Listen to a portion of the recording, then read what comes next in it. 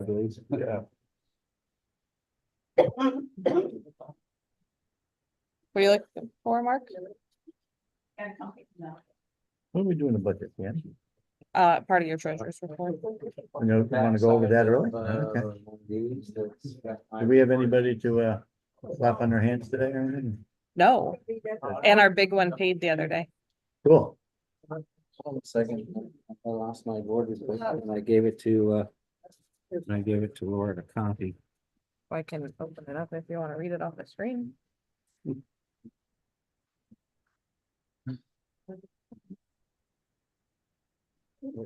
wanted to put on it. That I'm amazing. But It was it. what was that? Four. Nothing. I don't think anybody. What did I do with it? Are we on, Mark? Yeah. Are we on? Yes. No,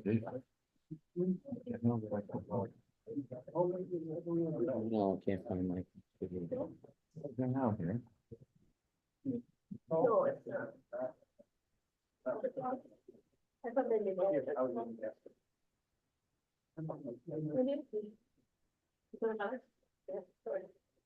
you. You're welcome.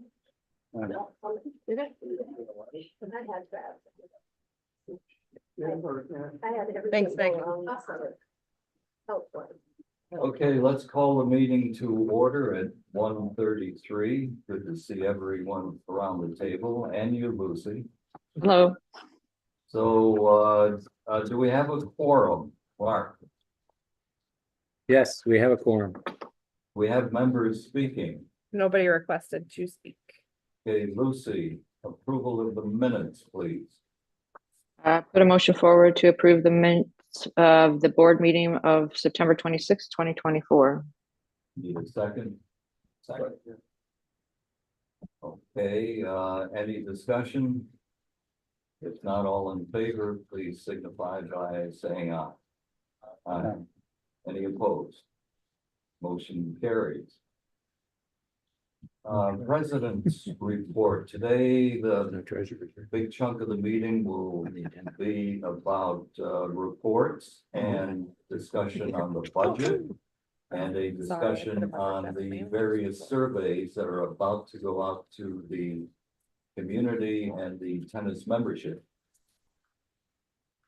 And keep in mind, I want to involve the communication committee, particularly in terms of the chat sessions at the right time when these surveys come in. So we'll have a discussion about that when we talk about the surveys. So with that, let's go to general manager's report. Mark. First of all, on the agenda, you see my report and you see the capital contribution fee and the proposed budget. Those are John's treasurer's report, not mine. So I'm just gonna do mine.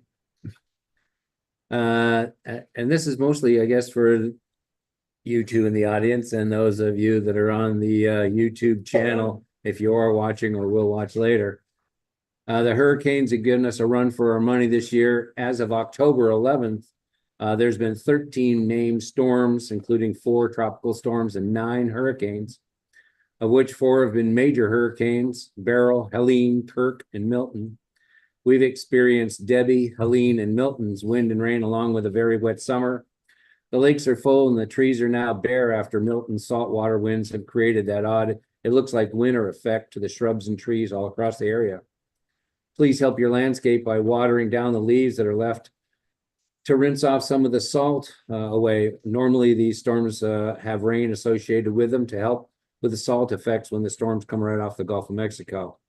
We may experience loss of landscape, including lawns, shrubs, trees, and flowers.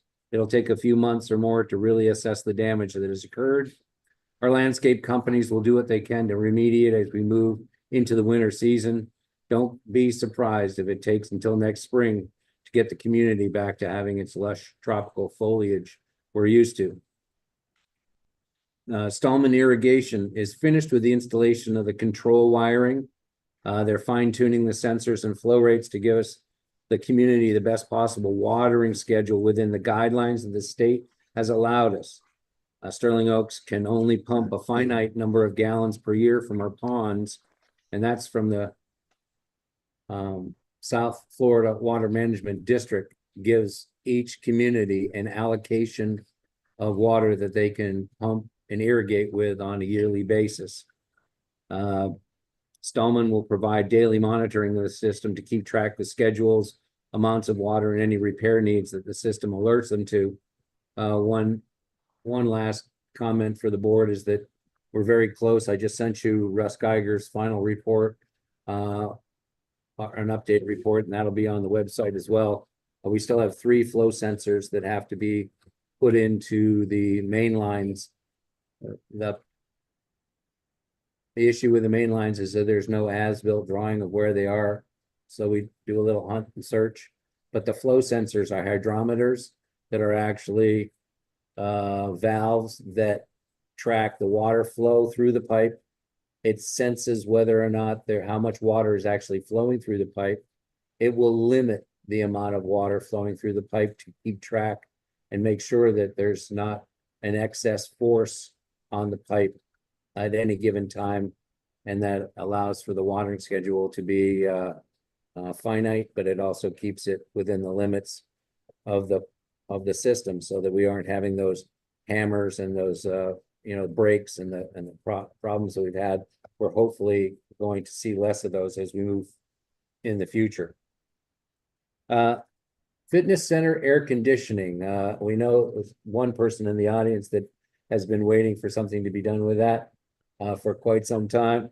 I'll give you a little history. It's our understanding, after working with 2, 3, 4 different air conditioning companies, that down in the fitness center, in that big closet over by the bikes, there is the air conditioning system sucks in the air from the room, cools it down, and throws it back out through the ducts.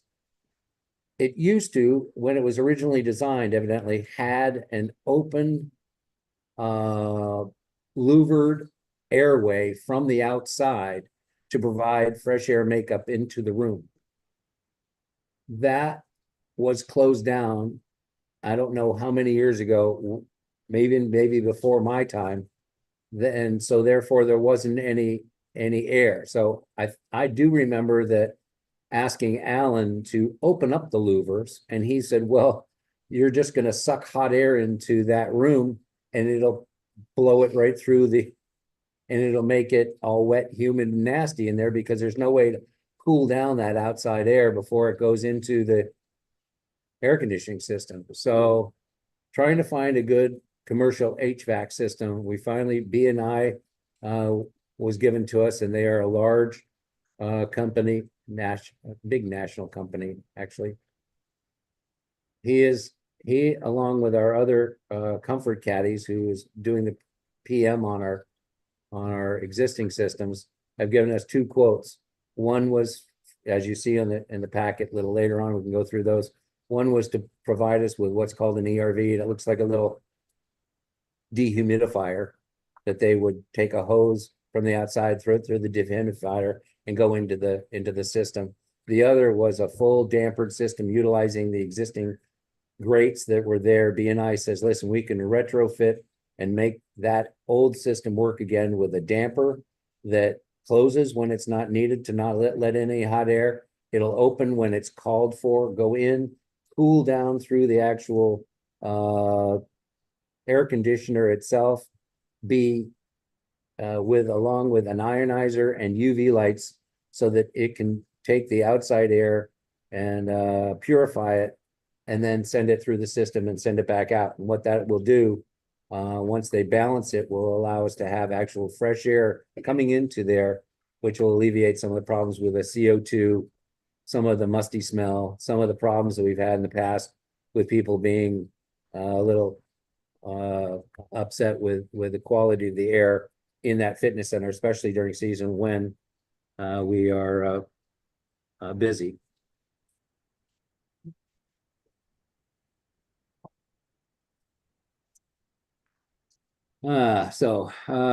the tennis committee, Before you go there, Mark, we'll talk more about this later in the agenda. Yes, Is it's that right? under new business, what? the fitness AC. Yes, the fitness center, AC is in, under new business. So, when I was at the, tennis committee a couple of months ago, the tennis committee asked, Don Alderman and myself to look into the tennis furniture, that's underneath the shelters across the courts. There's, white chairs, some brown chairs, different styles, and I don't know if there's any of the old green ones or not. But they asked if we could get together, so we did. We've looked at several different opportunities, including the stuff that she has at her pool in her area. Jim Bennett sent us a chair that he had, I guess, used or has used up north. He sent that down. We didn't feel that those were the type of quality furniture that we wanted to see here at Sterling Oaks or under the, for the use of the tennis. We need something sturdy, something easily cleanable that would be sustainable, that's comfortable. And so we got a quote from our current provider that has given us the furniture at the pool, those comfortable dining chairs that are down there, and a slat aluminum table. And that quote is in your packet, so we can look at that under new business as well. We're moving into the beginning of season. The November calendar is busy with events. A community-wide garage sale, I think, is on the 16th. There's going to be increased usage of the tennis courts and the pool areas. The pickleball court reconstruction is back on schedule and should be finished by year end as planned. Thanksgiving is late, and then we move into the holidays rapidly. Time flies when you're having fun. The roads will become busier, people walking, biking, and pets more prevalent. Please be a good neighbor and slow down. Stop at the intersections and remember to pick up after your pet so that we can all enjoy Sterling Oaks. And lastly, the staff wishes to thank all of those members who have donated to the Employee Holiday Fund this year already. The fund will be distributed to the employees in mid-December. And this fund's been in place for 20 years. And it helps all the employees, many of which work behind the scenes and help make Sterling Oaks a wonderful and vibrant community. And that completes my report. Any questions of Mark?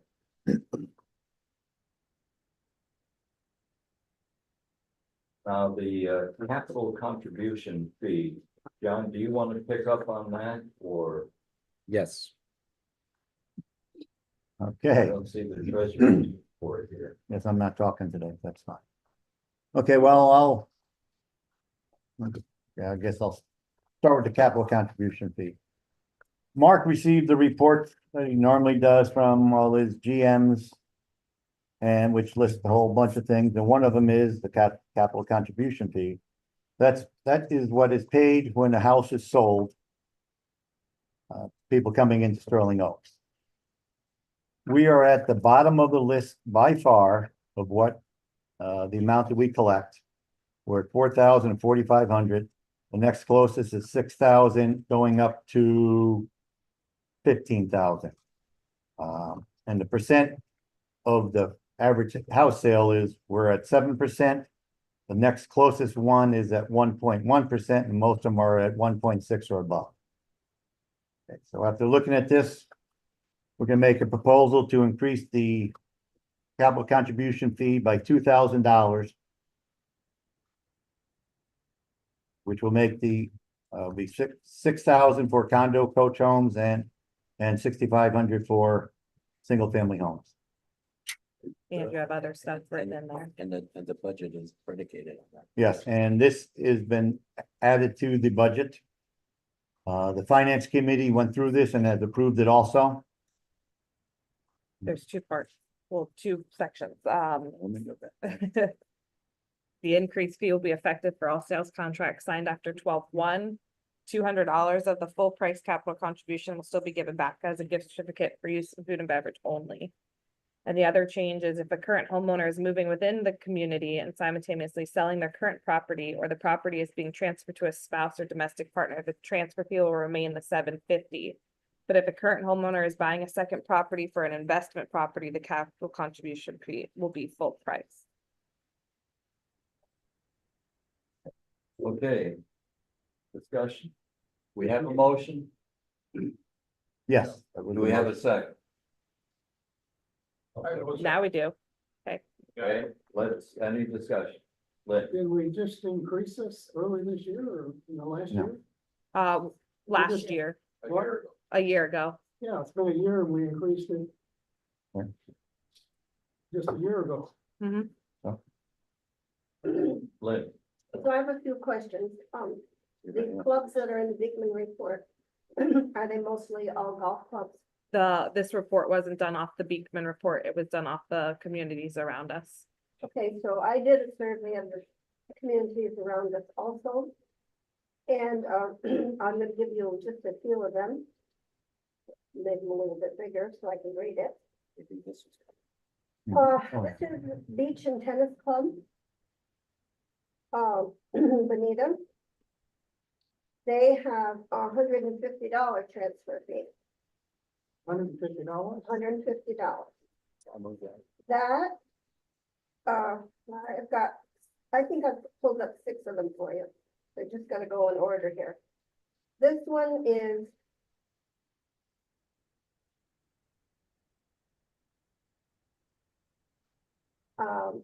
Bonita at Valencia at Bonita.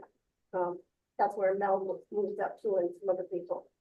They have all the amenities. They have pickleball, they have tennis, they have pool, they have place to eat and all that.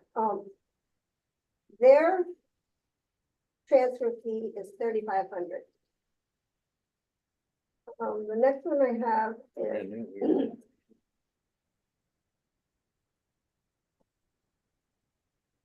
this is Village Walk of Bonita. This is right next door to Valencia. And of course, they have everything there. They have pickleball, tennis, they have a community square, they have a restaurant. Their transfer fee is $2,240. The next one I pulled up was, bear with me here, I have to keep getting out of this. One of my photos.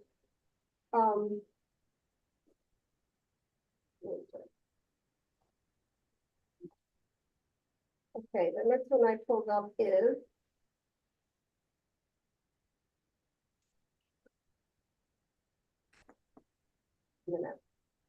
Make it big enough so I can read. Bonita Fairways, this would be Bonita Point over there. They've got new homes over there.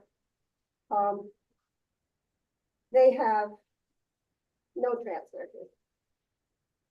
Are you just pulling up ones that happen to be less, or you just happen to be? I just pulled up the ones left because I knew you would pull up the Okay, ones. no, I pulled off a report I received. Yeah, Okay, I am looking them up and these are names of area. Without Clubs. golf, in other words, my opinion is, she's looked at these and I looked at a few, I don't know. John hasn't presented us any specific data on what clubs they were, and I guess some of them are golf ones. It's in the big. But these are ones that are comparable, but don't have golf, and all the things seems like to me that this is twice as out of the range. Well, and my point was, I knew you would have some on the, whatever report you got it from, I don't know. But I can find a lot that are less than ours. And then you have to realize that if you lose a sale in this community, one sale, you're gonna lose $4,500, 4,000 or 4,500. Now, right now, we have a lot of places for sale in here. They're selling slow. The headline in the Naples paper was today, Banff homes are down 12%. The lowest in 12 years. No, they're down the lowest they've ever been in 12 years, home sales.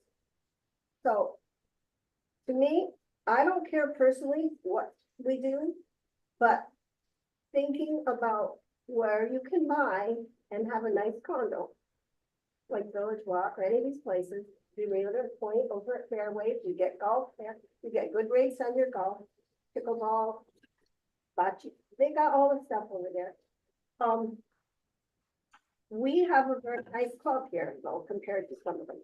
We have a very nice facility here, and we do have chef and all that, and I give credit for that.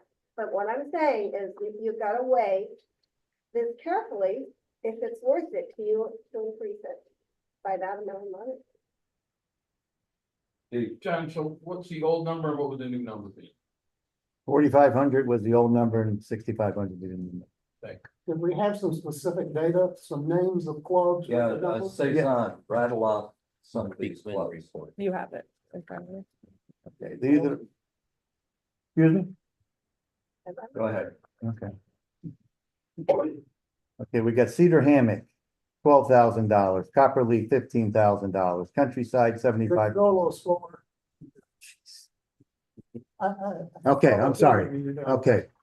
Cedar Hammock, Cedar Hammock, $12,000. Where's that? I don't know the address of these places. Brownie, maybe you guys know? On the way to Marco. It's a golf club, though, right? Yeah, most of these are golf clubs. That's what I'm saying. Yeah, Golf I- club would be a lot more. I think we're. comparing Why? apples Why and should golf oranges. clubs be a lot more? We were comparing home values. But We were comparing home values. But a lot of time, home values, by getting into a club, a golf club, are, the home doesn't necessarily have to be more expensive, but they're willing to pay more for social memberships and golf. So they're paying an additional buying. fee Yes, on top, exactly. when you don't have to pay an additional fee here to be a part of your club. Well, you do for the tenants, so we can't really say that they get complete bundle. You know. And another point here, I think some of the clubs or communities you listed, a lot were in Benita. But we're talking about Naples address here, aren't we, John? I'd have to look You at know, this. some are, No, some are not. Copper Leaf is up at, Probably. Yeah. Upper Leaps and Yeah. Brooks. and I could. pull up Pelican Naples Sounds up Road. north, Spring Okay. Run is up north, Worthington's Benita. John sorry, it's Coyle. Benita. Hey, like Linda, I Yes, had sir. the opportunity to speak to a resident realtor here, and she's very, very informative. And she gave me, I don't know if these are on John's list, she did give me information, places like Mediterra, Bonita Bay, Pelican Bay, they're all over $10,000. Yes, and they're all golf. And their home values are also, through the roof, golf communities too. Yeah. So she sent me, the young lady sent me information on Tarpon Bay, Audubon, across the street, Taos Park, Cedar Creek, and Imperial. So not to take this as gospel, I made a couple of calls, and yes, across the street at Audubon, who has a golf course, the application fee is $150 and the transfer fee is $3,200. Imperial, where I have relatives, I called over there and the application fee there is $150 and the transfer fee is $1,500. Mhm. So we're getting close to places that are like us. Yeah. So my point being that you're right, home prices here are going down. We just had a place that was set up, coach home, folks wanted $525 for it. Very nice, they only got $475. And just looking at realtor.com, I see these other places that you're talking about, 10,000 less, 30,000 less, yada, yada. And when you think about the big picture, it's like this everywhere. Everybody's sitting on their money. They're not moving because they're waiting for the election. If the Democrats win, something's gonna happen. Republicans win, or if there's a combination, something's gonna happen. So people, people like myself and my family, we sit on our money until we see which way we think the economy is gonna go. All right, let me not diverge here. So anyway, you realtors call this place a hidden gem, and you're not the only person I've heard this from. And I agree. So rather than go up to $6,000 this year, maybe we wait a year. Let's wait out the economy. Let's see how things are going.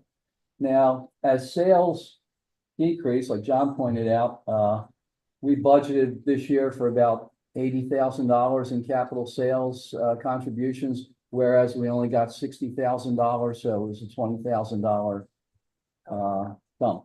That's probably going to continue. The answer isn't to raise it this year. I'm not saying we shouldn't raise it, John, but this year it might be worth it. It might be the smart thing to do. is to wait, see how the economy bounces after November. That's enough. But why should it matter to us? I guess is People, my question, people sitting on their money are gonna look for the best buy they can get. Right? but someone So- will buy the product. Someone will, probability of people buying that product increases when it's more desirable. The chances are good that the product will sell anyway. Eventually, I imagine everything sells, which is true. But judging from these fees that these other places are charging, why should we go up to 6,000 this year? Because I think on the other end of the spectrum, there are plenty out there that are handling that kind of transfer fees. And they're getting it. And we're not asking at those levels. To me, this seems like a compromise between a $14,000 transfer fee and a 3,000 or 150. Seems reasonable to me, I guess is what I'm saying. Number one. Number two, I believe that this budget has that figure in there to support our bottom line. Is that right, John? Correct, yes. Can I say something? Lucy? Hi, I think those are two separate, items, one being the house sale prices are dropping, that's happening everywhere. As a matter of fact, we have our house up for sale here and nothing's moving. The fact of the matter is the value for what you're getting, whether it's a $300,000 home or a $400,000 home, I think is, really what value are they getting for what they are investing in Sterling Oaks or anywhere. And when you do the compares, I don't know that we're truly comparing apples to apples, as to I think Lydia's point and maybe some of what John was saying. But I do believe that whether it's 4,500 or 6,500, if people feel that there's value in it and we're placing that value on it, then they're going to invest in it. I don't think we should pair them together. Let me make a comment. I've heard from John, I've heard from Lou. I have yet to hear competitive, a comparable, or several comparable ones to Sterling Oaks. That I'm hearing they're half and some of them are $150. I'm a little confused. They're all over the map. I'm a little confused, and while we're doing this, seems like to me we're gonna be hurting ourselves in the long run, because someone starts selling, they're looking at two different locations. And they found out that one is comparable has $150 and we have 6,000, another one has 3,200. She mentioned one of the walks, there's three of those, I think that was 3,000 or something there. It's very comparable, like when I bought here, that was the other place I was gonna buy if I didn't. And I think, I just. But what are you, data what to else? support Going up to 6,000. What else are they paying for though? At this point, and I think John's point of maybe waiting to after the election, We have no looking idea what they're. after the market settles a little bit is a good idea. Items or anything, it's reserves. What else are they paying for though, Lindy, in those homes that you gave examples to? Like, are they paying, like example, Village Walk of Benita's 2240? Do they have to pay for any other memberships? No, How many homes are in there? over 700 and some. I think 900 was a build out. It's very comparable. They have the same amenities and the same. They have, yeah, they have all the amenities. With the exception, and I will say that they don't have they don't have a cabana bar, things like that maybe. But they have tennis, like the meet in Naples, they have a good tennis club there. And they have a lot of pools. And they have a town square, they have a restaurant. They have a grocery store.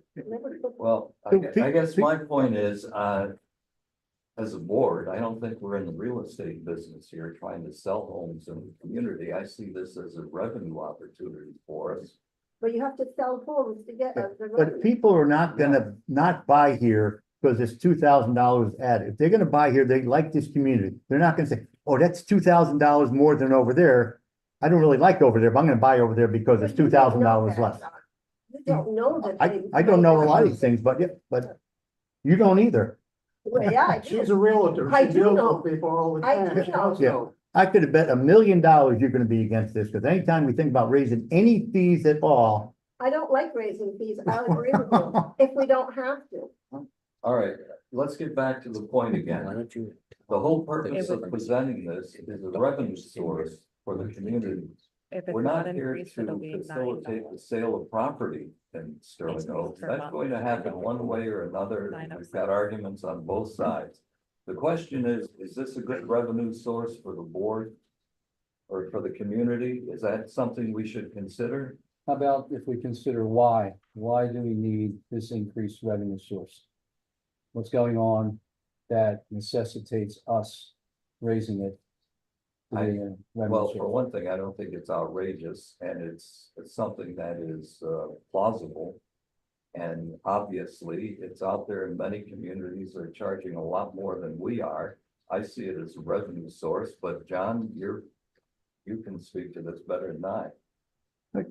As you said, it's a revenue source, okay, you take this, that's $80,000 more that we have in our budget, okay? You take that away, then our assessments will go up $80,000. If you could say, oh, you don't have to spend, yet we do have to spend, everything we're spending on, we're not spending on things we don't need, okay? So we could take 80,000, so we increase our assessment by $80,000, now will that scare some people away? Yes. Well, you know, John, It's $9 a month. a lot of us vote for things to spend a lot of money to do things in the community. I always vote for new amenities in the community, and I know it costs us money, but it's for all of us. But when we could say that about everything. We could say, well, let's raise this and let's raise that, and let's get as much as we can get. I mean, other items. are going From to cost- outside the community, yes, we can and should. I have a Well, I, see, I have a disagree. question because when we were going through this in the finance committee met all 4 or 5 members of the finance committee went through the reasons. What do we do? How do we manage? What are we looking for here? So the original budget came out with the existing numbers of 4,000 and 4,500. Which is actually less, 4,300 and 3,800, Well, which you're yeah. giving back. Because you're giving money back to the food and beverage operation. We can stop. The dues looked like they were going to be increasing somewhere around 10 to 12%. So there was discussions on how do we manage this? Let's go back to the drawing board. Let's look at some of the expense lines, some of the revenues. How do we manage food and beverage operation to see whether or not we can squeeze some money out of that to make it a little less subsidized? How do we get some extra love so that we don't have to go to the community and say that your base assessment that was at 467 is now going to 550, and have everybody kind of get that shock. So one of the things that came up when I went to the other communities, I asked them, what's the average out there? Got the Beekman report from the bundled communities, and the average is around $6,500. And as John said, some of them are raising it up to 10 to 12 to $14,000. And what they're doing in reality is they're saying, new home buyers, we want you to assist us with capital influx of cash to give us that money that the other people have been chipping in or had to pay for in assessments or in capital programs to manage the onslaught of increased construction cost, renovation cost, new capital cost. We want some help from the outside world, new buyers. If you want to buy in here, you're going to have to pay that so that you can assist us in that getting capital rich. So when we put it through here, we asked, well, what can we do? We kind of said, well, that extra $80,000 transmits to $9 a month for all 736 homes. And it lowers it down by 9. So we got down, and after we're all done, said and done, you've seen the budget. We're somewhere around anywhere from 6.2 to 7.1 in this world. We don't want to go. That's why we said, well, is it better for the people who are buying in here to pay the freight, or is it, or do we want to put the burden of an extra so many percentage in dollars per month on the existing population to cover the costs of day-to-day operations and expenses that we're in?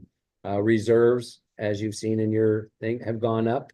We're still fighting a little bit with the reserve company, but the reserves went up. We put an extra $500,000 into the reserves to make sure that that was taken care of. And that's only $500,000. I didn't put the $1.3 million into for the control wiring. I only put the 500,000 because I felt that that was the actual cost of the product. I didn't want to include the labor. So that's going up another $10 a month there. So we're trying to figure out in the finance committee, which met for I don't know how many hours, working on a way to mitigate the increases in the monthly base assessments. And this was one of the discussions that at the end of the day, the finance committee said, you know, we realize it's going to push against some of the home sales, but it's not going to materially affect the 736 homeowners that are currently here, minus the 5 to 10 that may be on the market right now that are looking to sell. So it was kind of one of those, how do you want to manage it? And that's really why we decided to go to this number, is to assist us in managing the overall budget as it sits. My Thanks, comment Mark. there is, we're gonna discuss budget, then I could give you some other options better than this to maybe get the $9 a month. So I don't think it's fair to discuss this by itself. No, I'm just saying, this is how we came, this is the motion, this is the motion that's on the table, Brownie, that's all. We ought to include it with all the discussion on the budget. This is just a separate, this is a second in discussion on this one motion that was made. Yeah, all I'm saying is you're defending it based on the. I'm not defending, I'm telling you the historical background of how it came to be, why it's in the budget packet that you have today, that's all. Just one more thing to add. As long as we're upfront about what we want it for, I'm fine with it. I'm just saying that but don't say it's because everybody else is higher. That's all I'm saying. Be honest about it. We're using it for capital improvement for our infrastructure or whatever. And each homeowner that has a property for sale has got to compete against a community that maybe is lower. And sometimes when you're looking at condos or things under 500,000, that's a lot of money for a lot of people. And when they find a place where you don't have to come up with an extra 45 or 6,000, but we're already, but be honest about it. We're raising it so that we can save the homeowners money here, the ones that aren't selling. And, Which is and I'm majority. not looking at as a realtor at all, because I could care less if I maybe 6 or 8, I'm gonna sell whatever. I mean, I sell a certain number of homes and I don't care if I sell 2 less or 2 more. It's my hobby. So, but I am But- saying that be honest about it, As I mentioned earlier, I see it as a revenue source, right? simply a And revenue just say source. that. Well, it's a revenue source, but we should be able to get as much as we can from the outside. I'm okay with that. So I'm just why saying, would be we honest settle about for 4,500 if we could get 6,000 for it, But John, 6,500? I'm just saying, don't sit there and tell me everybody's getting more when I know they aren't. That's all I'm saying. Be honest about it. We're doing it to raise some extra funds from the new buyers. Fine, go for it. I'll vote for it. And I I think just want to be honest about it. there are homes in this community that may not be typical, but they can sell within a 2-day period. See Well- that happen. There are homes in this community Yeah, I know that, that. There's one right there. there are homes in this community that are listed for 1.2 million. I think they can afford to, it may or may not sell, No, but it's listed at that amount. And I suspect that whoever's interested in that property can handle $6,000 transfer fee, the condos will suffer a little bit from it. maybe. And once again, I'm looking for the 720 people that are remaining here and not, you want to keep your home value high as it can be, of course, but I'm more worried about 730 people that are remaining as opposed to the 30 are selling. They might get $2,000 less, which I don't think will happen, but if they get $2,000 less, I'm sorry, but I'm here for the 720 people that are staying. Any other discussion? Well, let me just make the point again, that there's two aspects. You say we have an obligation to raise money to lower the budget. We have also an obligation to protect the home value of the people that live here. And just because they're not selling, we shouldn't say, well, we're gonna look at the community. We're gonna raise it because it gives us some money for community, but it also lowers the value of selling, or it could. And I think we also have that responsibility to the 736, maybe not to lower the value or the chances of selling to those that do want, that are selling, by raising this to $6,000. Okay? And again, no one has yet given me a comparable property that has a comparable fee of $6,000. The highest I heard was like maybe 4,500, and some of them are 150. So again, as I said, don't give me that as a reason. The thing is, Brownie, is there are no comparable properties to ours because we're a tennis club. Well, I think all the walks are good, are very much good. They would be good. Knowing where I looked at, Yeah. which one's the comparable. Yep, you're right. Okay, have I heard from everyone on this issue? You've answered my questions. Okay, let's call for the vote. All in favor of the motion signify by raising your hand. Those opposed, Lindia, Oh, no. any abstain? Good on, Brownie. he's opposed. Okay, Motion passes. motion passes. Let's go to, Well, let's go over the financials first before we get to the budgets, because that's gonna take more time and more discussion. go ahead. Okay. So we're still in good shape. Our operating cash is $800,000. Total cash is $2 million. And as far as our irrigation project, we spent 1.1 million. We have another $300,000 to go. And we've received $750,000 from assessments. In the month of September, we had net income of $7,000 versus a budget of $17,000 for an unfavorable variance of $10,000. Tennis was close to budget for the month and has a favorable variance to the budget of $10,000, a net income of $91,000. There were no expenditures coming from the reserves in August, and year-to-date expenditures are $171,000. Social had a $3,000 favorable variance to budget for the month and has a year-to-date favorable variance to budget of $25,000.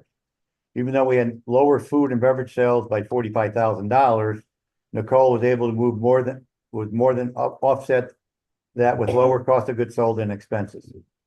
Common areas had a favorable variance for the month of $9,000 and has a year-to-date favorable variance of $18,000. The main reason for this is that we have been short-staffed most of the year.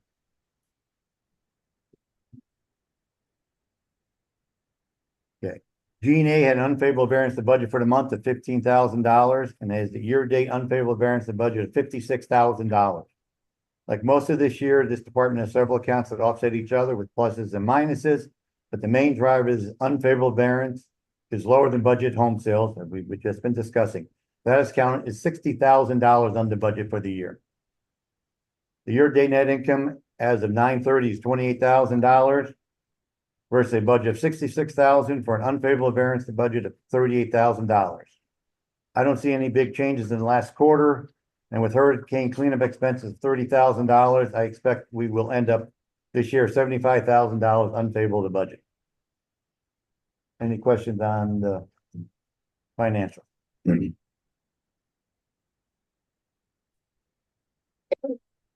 Okay, now the biggie.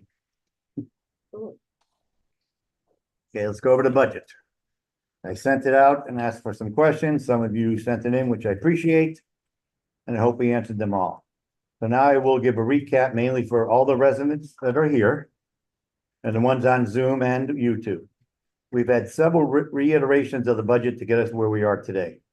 First of all, myself, Mark Cezanne, have gone over every line item several times. Our president has reviewed it.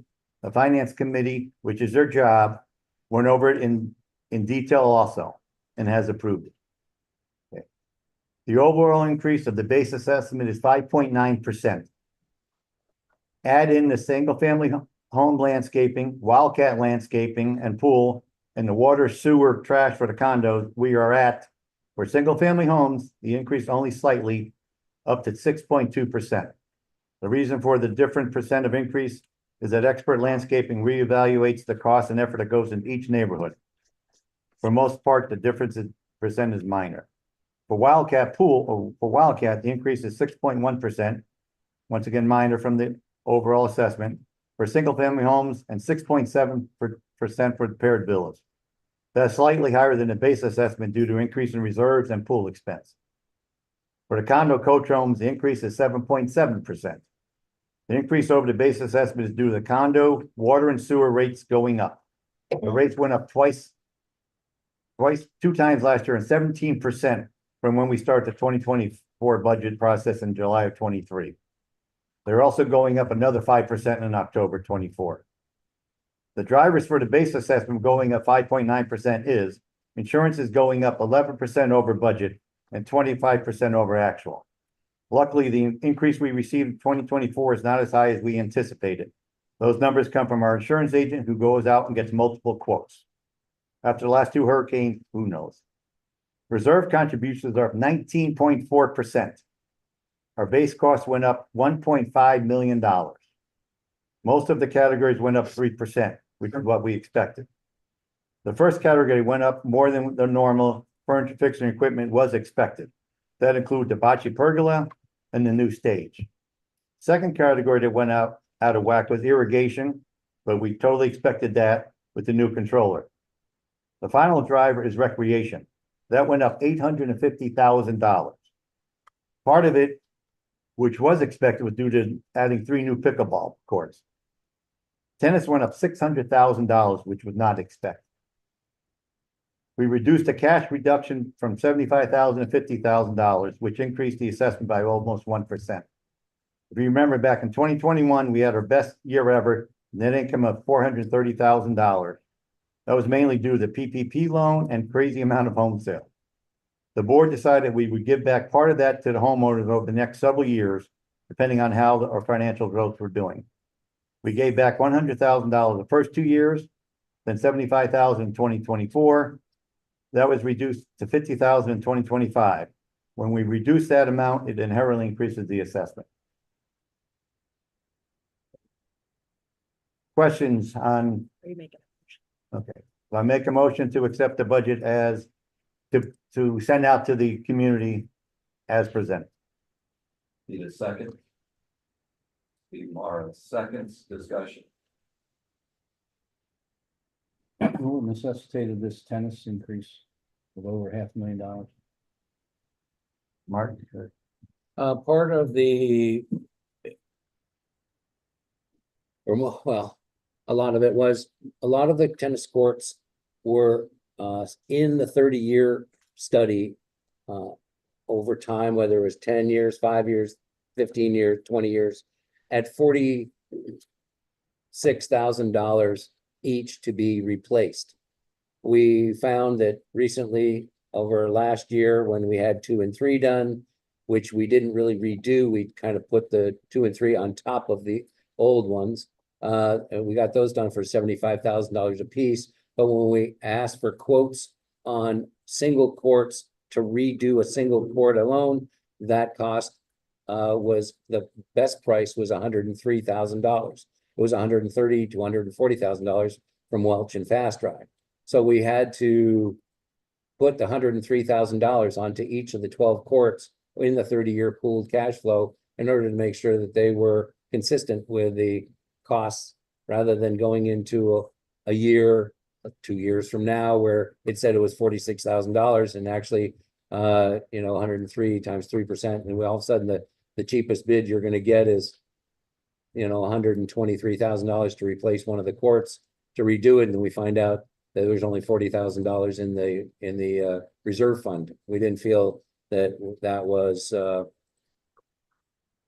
didn't feel that was right. Bottom So- line, we So we tried to make underestimated. everything the same. We tried to bring all the costs of the actual pieces of and assets that are in the straight line value, which there are, I don't know how many hundred, up to date with the number of years that they actually have in a life, and then the costs associated with them. We found some of the items that are in there have been in the reserve fund since 2014 with a long life that had replacement costs that were there from 2012 to 2014, which is a far cry from what that costs today. So we just wanted to make sure that we're up to date with those specific asset life and comparable cost of today's replacements.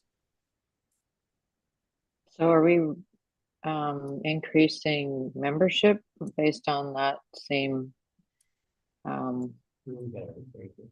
She's asking if we're increasing the tennis membership costs in conjunction with that. well, if we're seeing an increase in the cost to maintain the courts, shouldn't we be increasing the cost of the membership to cover the cost? That's up for discussion and debate. There's different schools of thought in that, but yes, I would think so, and it is being raised. I'm not sure what the latest recommendation is gonna be, but it'll definitely be raised. Then the question is gonna be, okay, how much should it be raised, and what, if any, should the community be subsidizing tennis, which I think is a big no, but that would be discussed later, I believe, also. So I'm sure you have a budget of what it costs to maintain the tennis courts alone outside of income that comes from the community, right? Repeat that question, please. I thought the speakers were really good. I asked the question, or maybe I made a statement, is do you have a budget that demonstrates how much it costs to maintain the tennis courts outside of the income that comes from the community? So just the membership against the cost of supporting the tennis community itself. Yes, the tennis budget has all the direct expenses in it and all the income that they collect into that. Yes. These are reserves. They don't go through the direct budget expenses, but like this year, tennis is gonna make $100,000, okay, over their expenses. So with that, that's gonna cover $100,000 of this year's $170,000 Indirect. indirect costs coming from reserves. Okay. Next year, we're gonna make $100,000, and that will cover part of, I think, estimate $150,000 coming from reserve. But 3 years from now, they're only gonna be $60,000 coming from reserve. So if they make another 100,000, that's gonna start eating into this. So the game plan, like I believe it is, and the finance committee backed it, is we should have a rolling 5-year income to offset not only direct expenses, but all the reserve expenses. Because you can't, this year, we're gonna have 170,000 worth of reserves. We can't charge $170,000 extra to the tennis committee. You know, people think they're gonna go up to, you know, $4,000, $5,000. The next year, okay, we're gonna bring them down. So we keep it consistent and hopefully cover all the, not hopefully, that's what we gotta make sure we cover all the expenses. Okay, thank you. Ken, I've got another question, since we're talking about the tennis funds. Are we covering any of our other capital expenditures? We give them full benefits or partially to the tennis people to play on the pickleball courts, to use our pool, to use the clubhouse, which I know they do, because they come up here and have dinners and etc. When we have events, they use that as events. So they're using other capital items. Should we be charging? And I've had a lot of questions from people in the community on this. Do we charge in that tennis budget anything to cover the capital expenditures that they're using? The parking lot, pool, the clubhouse, what about the office staff? They're billing and maintaining the tennis people and pay, and they're using our staff to do that. Are we getting any benefit for that? Yes, we're making more than what the dollars are coming, that their expenses are, but we're not covering their capital, nor are we covering all the other things that they use.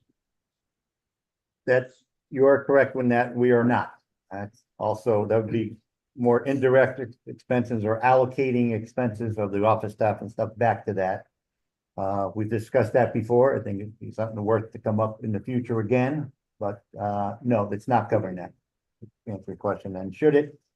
That's to be decided by the board. I think it should personally, but John, yes.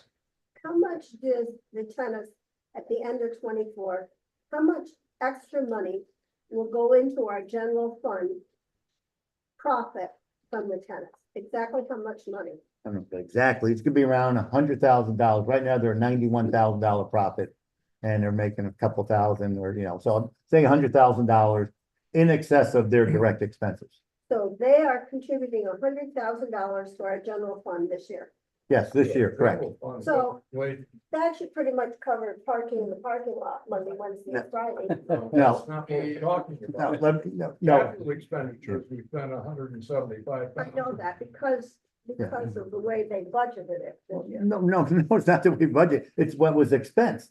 We spent 100, so it's not, we didn't budget that way. Because you took money from reserves to build the course, right? Right, yeah, so it was a need.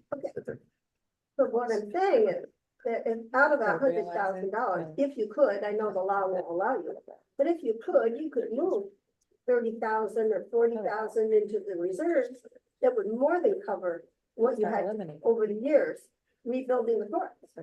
No, I mean, first, of all, when we say that you $100,000, that's gonna cover, so if we had $100,000 in reserves, that'd be perfect, okay? We don't have to move into reserves, we're just covering what was taken out. So we don't have to be moving money and all that sort of Right. stuff. But, I believe as of because last year was the first year that over the last 10 years, you do an average, that tennis made enough money to cover all the reserves. So over the last 10 years worth, the reserves that were spent and the excess funds that tennis made were at zero, which was good. That only most of that only happened over the last 2 or 3 years. Right. When we increased the prices, we got more people and all that sort of stuff. But before that, running at a big negative. Okay, now that's what we're saying. We want to keep a profit at this or even higher to start covering all the expenses, all the reserve expenses. And I feel, which I think a lot of other people feel also, they should also be covering some of these other overhead charges. Okay, their time, other capital items that are being used that they're not being charged for. What, why should they get it free? Because it comes with their membership. I know, but okay, why should we be, no, I'm not they, no, they're right, it comes to them, but why should the 736 doors be subsidizing Well, they three, are. three? Yes, we are, because we are. They contributed 100,000. Use some of that money to offset and sitting in. I know, but they're the not contributing enough. 100,000, when you spend 170, that's not covering it. You said they contributed 100,000 net. No, not that. No, to the No. direct expenses. That's He's not, the difference. he's not talking about all their After indirect. expenses. Yeah. After their direct expenses, they have $100,000, good God, okay. Right. But we spent 170,000 out of reserves. So the 100,000 is not covering the 170. Of course it isn't. And John, why is it the law won't allow you to put the money into reserves? But it doesn't matter, we can't, but they don't have enough to put in there. Why? They're putting 100,000 in general fund, right? Yes, or 100,000 profit, yes, we'll call it general fund, we don't really have a general fund. This 170 is every year you expect to spend? No, not every year, Well, no, that's my point. So we are covering everything no, over the period of 5 years that you put on the plan, right? no, we're not covering enough. And that doesn't even include these other expenses. Like what? Like how much water they use, how much soap. they Season's use, time, Mark's time, Staff time. the loss of at the cabana, everything here that they're subsidizing, all the other capital items that we have to pave the roads, all the landscaping around there, they're not covered that, they're not direct expenses. That was just never done in the past, okay? Why, I don't know, but to Ken's point, why shouldn't they be incurring these expenses to run the program? By the way, one thing you said was incorrect. There is a specific line item on water and electricity in the tennis budget. It is covered, so Okay. just correct your statement there, John. No, I have some discussion. I'm about the correct. budget. Hang on, you still have the floor? No, Yeah, I know, I said when. I'm, I just, Okay. All right, did you get your answer? not really, but You're We could- doing a good job. You wanna continue with her? It's not getting through, so we could sit down afterwards, I mean, because we keep on going back and forth. Either I'm not explaining it properly or you're not understanding it, so. I know what you're saying, I know that you planned out, it's gonna cost so much more to rebuild these courts and it's gonna be X number of dollars. I get that. I'm just saying, I think it's really petty to start talking about parking the car. I just think it's petty. So. Talk about it all you want. Any other discussion? Okay. Yeah, I have. a Ronnie. Couple things. First one, I heard somewhere that the reserve budget was not complete yet. The reserve study was not complete. Correct. It's complete. And how It's can complete, but it's, Prove a number in the budget without that being complete. In other words, they were not, okay, I'm not willing to vote for a budget based on something that's not This is in the complete. budget. this, we're not proving the official budget today, we're proving to send out to the community. Like But we're we still supposed to by ought law, change, Send the best number we can. and we will. How long before that's available?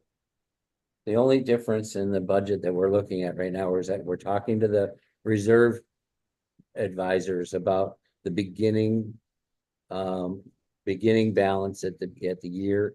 And we have a difference of numbers that we want to know why they have the number that they have versus our number, When will but those numbers be available? Hopefully we'll have them this week, Okay.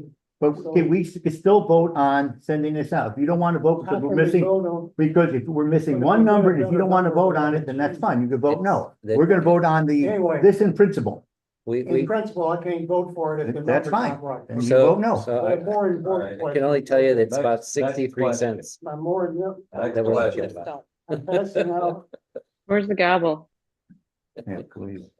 I think Thank you. got the floor. 2 years ago, I asked a question about how we split the landscaping between the single family homes.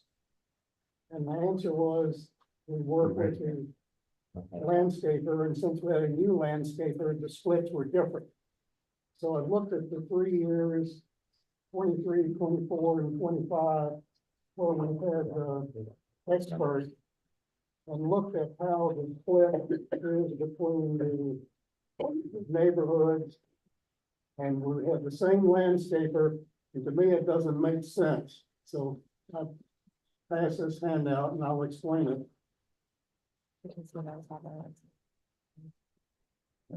What I've done here is, and John, I apologize for being last minute, but I did this, I skipped lunch today. I started looking at it and didn't understand why the numbers changed the way they did. So I just completed it. Actually, at 1 o'clock, okay. Basically, went back and looked at the last 3 years that we've had, for 2 years plus 25, where we've had expert and how we split it. And so what I've done is the Wildcat Cove has stayed about $100 a month, within a couple of dollars. So I've normalized it where the base is Wildcat Cove. So if Wildcat Cove. Sorry, I don't have a copy of this. I don't know how, I'll get it to her. if Wildcat. Check your Cove pays inbox. $1, then Can you just, can you wait till I get a copy, please? Okay. All right, do you have another question? Yeah, why don't we wait? Field. Chief?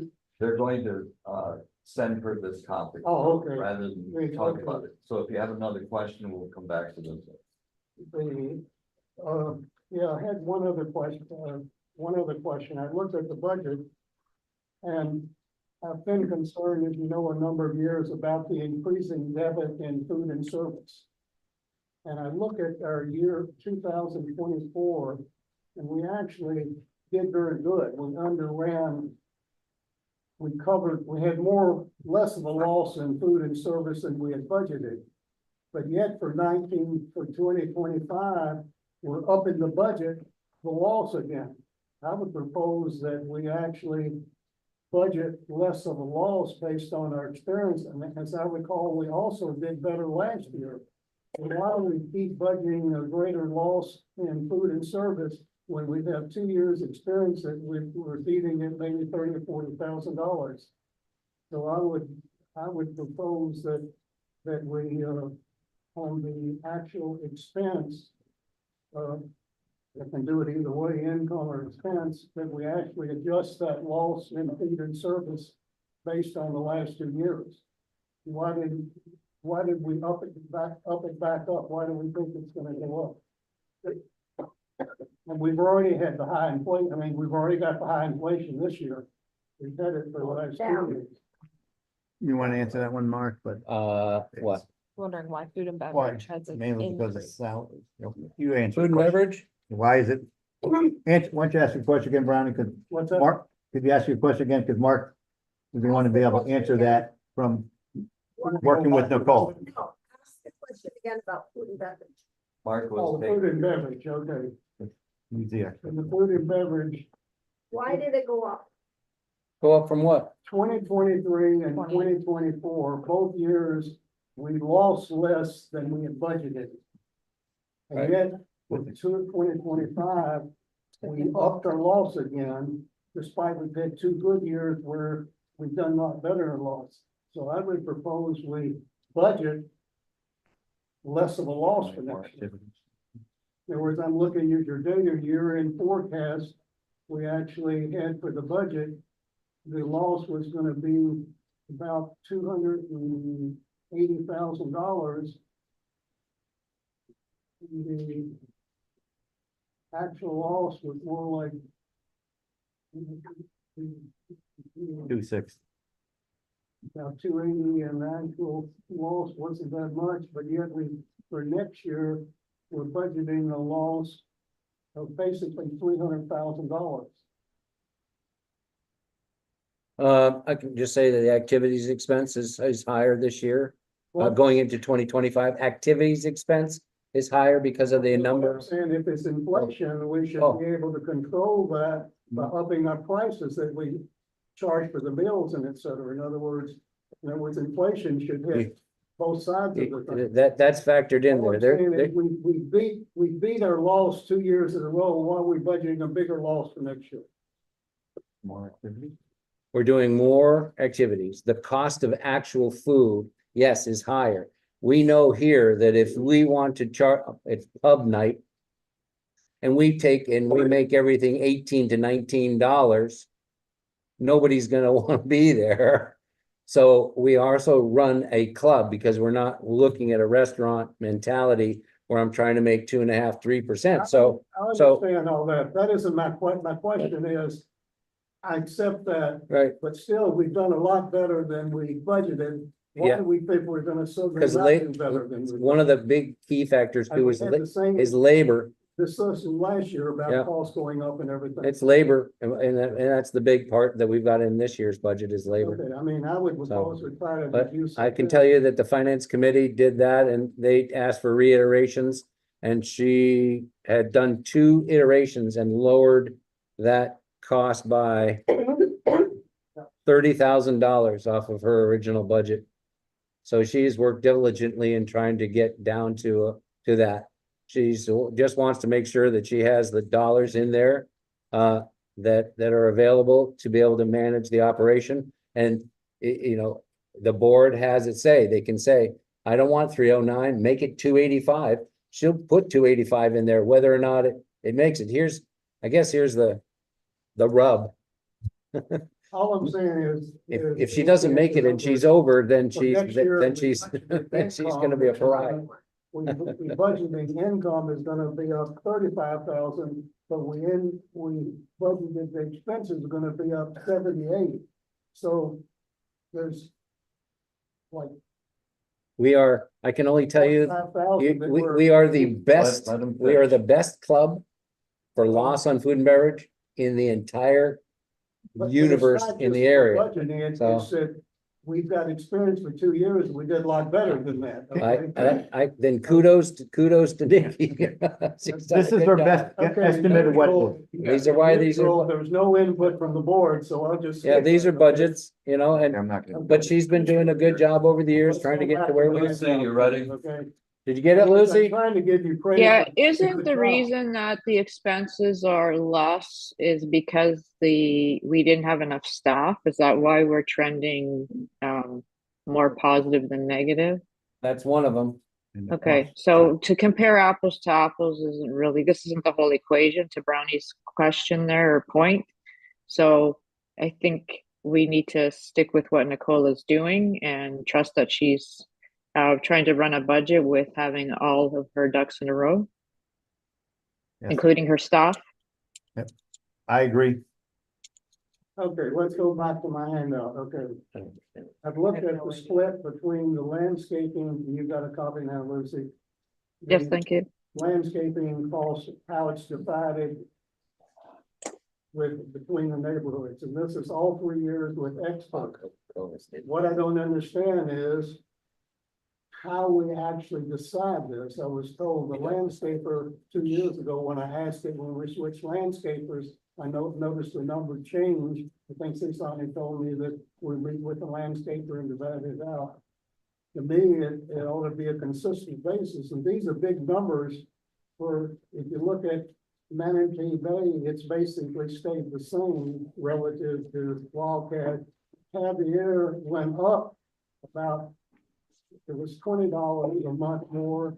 It went up to $40. It came back down in your budget for 2025. You look at Willow Bend, it went up and it stayed up. Preserve went up and you got it coming down in 25. Deer Creek went up, staying up in 25. Sanctuary Point went up and staying up in 25. So what? There's no way I can explain that this is a fair split without knowing the basis for it. And it doesn't change. The same landscapers doing it, the lot sizes are the same. So I think we need to sit down and decide how we split those landscapers, because I certainly don't understand it, and you can't defend it's done the same way every year. Well, I get costs on invoices of how much the oak tree trimming cost per. What? I get costs on the invoices of like how much the oak tree trimming cost per subdivision, and that's what we plug into the budget. So when they tell me that the oak tree trimming is gonna stay the same costs from 24 to 25, and this is how much it costs for each subdivision, that's what we plug in. Same for palm tree trimming. For pine straw, we use the same idea, plus the 3% increase. Irrigation, it's a flat rate per lot. I look at these numbers, though, nothing's changed. I look at, we've got an established. Wait, what do you community, mean that nothing's all the changed? houses are there, 99% of the landscape is all there. Trees are coming down every single Does the week. same work every year. It's It not- doesn't make sense to change 40% Did the other day to me. between certain years. Different works needed there. Well, she's saying that the work isn't the same from year to year. It depends on whether or not you have a hurricane, whether you're trimming trees. Oak trees are coming down all the time in people's lots.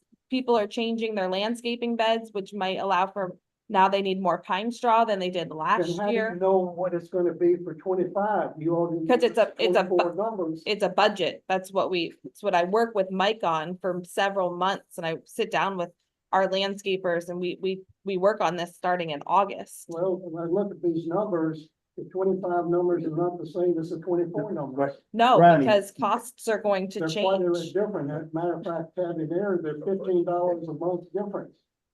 Right, but Brownie, what she is saying is she works with the landscaper, even though your lot size hasn't changed at all, no one's lot size has changed. But the work that they have to do in the different neighborhoods has changed. So the best of their ability, they've estimated, worked with Cezanne that, hey, we have to do more work on this because there's more trees or they're getting bigger, they have to, their palm trees cost more to cut in their yards or whatever, so It's it's, certainly a very subjective, in other words, you're telling me right now that they know they're gonna spend $15 a month less per lot in Tabby for 25 based on what the actual, I've got your actual 24 numbers in our budget. And then the 25. Every business has a budget, Brownie. That's their budget. So this is their best estimate. They believe they have to do more work. It's coming from them. I didn't make it up. Suzanne didn't make it up. She worked with But Mike what I'm from saying is, Expert. I think we should question if that's a fair way of doing it. I'll be more than Where is happy at the collective upcoming budget to work with the landscaping committee to You're make sure this talking is about understood. 365 days, 20 workers out there, and they know what everyone's doing with that amount of detail. Well, Okay? it's their best estimate, Brownie. I mean, what else can you do? What else you want to It's more do? than an estimate, what we're actually charging the homeowners, we're charging a homeowner in Xavier, we're charging them $15 a month. What? Next year, less we did this year. Because that's the new Sure. estimate, what they believe. You're clear on how to negotiate with the landscape committee and Expert? You know, the questions to raise. Yeah, I'll work with Mark, and if we have questions, we'll work And- with Mike and- and I mean, I Linda. would ask a specific question, what is it they're gonna do less in Xavier next year? Tavernier and Manatee, their cost for pine straw was mixed up in the 2024 budget. The what? Their cost of pine straw was mixed up in the 2024 budget. That was fixed in the upcoming budget. But there's time, There was a mistake made in the 2024 budget, which was seen and fixed in the 25 budget. That's why it came down too. They fixed the error, so they came down. I don't know, I Well, think, that's good, you got your answer, that's why, for that. So Lynn, The big one. you understand this issue? You've been but working. you're really with Don. estimating something, Yeah. to me, it would. The be whole fair- budget is an estimate, Brownie. The whole budget is a complete estimate. I don't know if we're gonna have another major hurricane in the month of No, November yeah, and I'm knock saying out there's all the one way oak to trees do it, and we won't need oak tree trimming. based So on this, Lot size or something, you know, it's actually. this is have a based big- on lot size when it comes down to their contract. They give us a contract on how much it's gonna cost per home in each subdivision. And they give us an estimate on pine straw, pine tree trimming and oak tree trimming. I mean, everybody has an oak tree, but we know that most of Wildcat doesn't have huge oak trees anymore. They all took them out and put in holly trees. They So actually count the oak trees. the Yes. number of bushes there should be and all that. 432 hardwood trees with I have at trouble least with- in this property. Okay, well, okay. I mean, if they don't tell you that, I have 3 of them. I'm not saying that I don't believe they tell you that, but I'm saying I don't really think they know that much detail about what they're doing and what they're going to do about each property. Oh, that would go well. I mean, we could eliminate landscaping and everybody could sub. Let's, I don't think we let's want move that. along. Let's move along. I would love that. Does, There's does, no feeling it would be fair to go just on a lot size or something, Oh my We could, gosh. the same. Sterling Oaks could eliminate both landscaping and everybody can hire their own and we won't have to have this as part of the budget. And it would make my life so much easier. I know, that's, I but the board Alright. could, all right, We could here's do that. Brownie's question. we could do that. Those Wow. you board members, do you have concerns or questions that Brownie is raising? Yeah. Do you want to extend this conversation? And do you think it's good to be wearing $15 or $20 between years with a cent per month in the same? Or are same- you happy with the budget as it is presented? Rather than No. going to Let's some do a, permanent way of. let's doing it? do a poll. See you tomorrow. I'm good with the way it is. I'm good. Right? I'm good. You don't have any concern with this one? I just said I didn't. Okay, I know, I just Lynn? didn't hear you. What? I'm okay with it since Suzanne explained that. That seemed to be a big Right? change. You know, John? Good. John, That is a big. You? we're moving along. Lucy, Good. okay, All right, so you have a motion. what is this? You have a motion on You the have a table. motion on the table. Is that your vote? oh, we're still doing the budget. Oh, is that the vote? I don't know. That's what I'm No, he didn't make a asking. motion, No, did that he? was a. John That had a was just motion. That was a straw. Okay. poll. Oh, his Okay. motion. So are there any other Straw questions? poll So we can move along. Any other questions regarding the budget? So I guess now we take the vote. This, Well, have we talked about any of the other changes? Yeah, what other changes? The one was. Well, wasn't there at the beginning of that budget that you sent us, wasn't there another change with the tenant?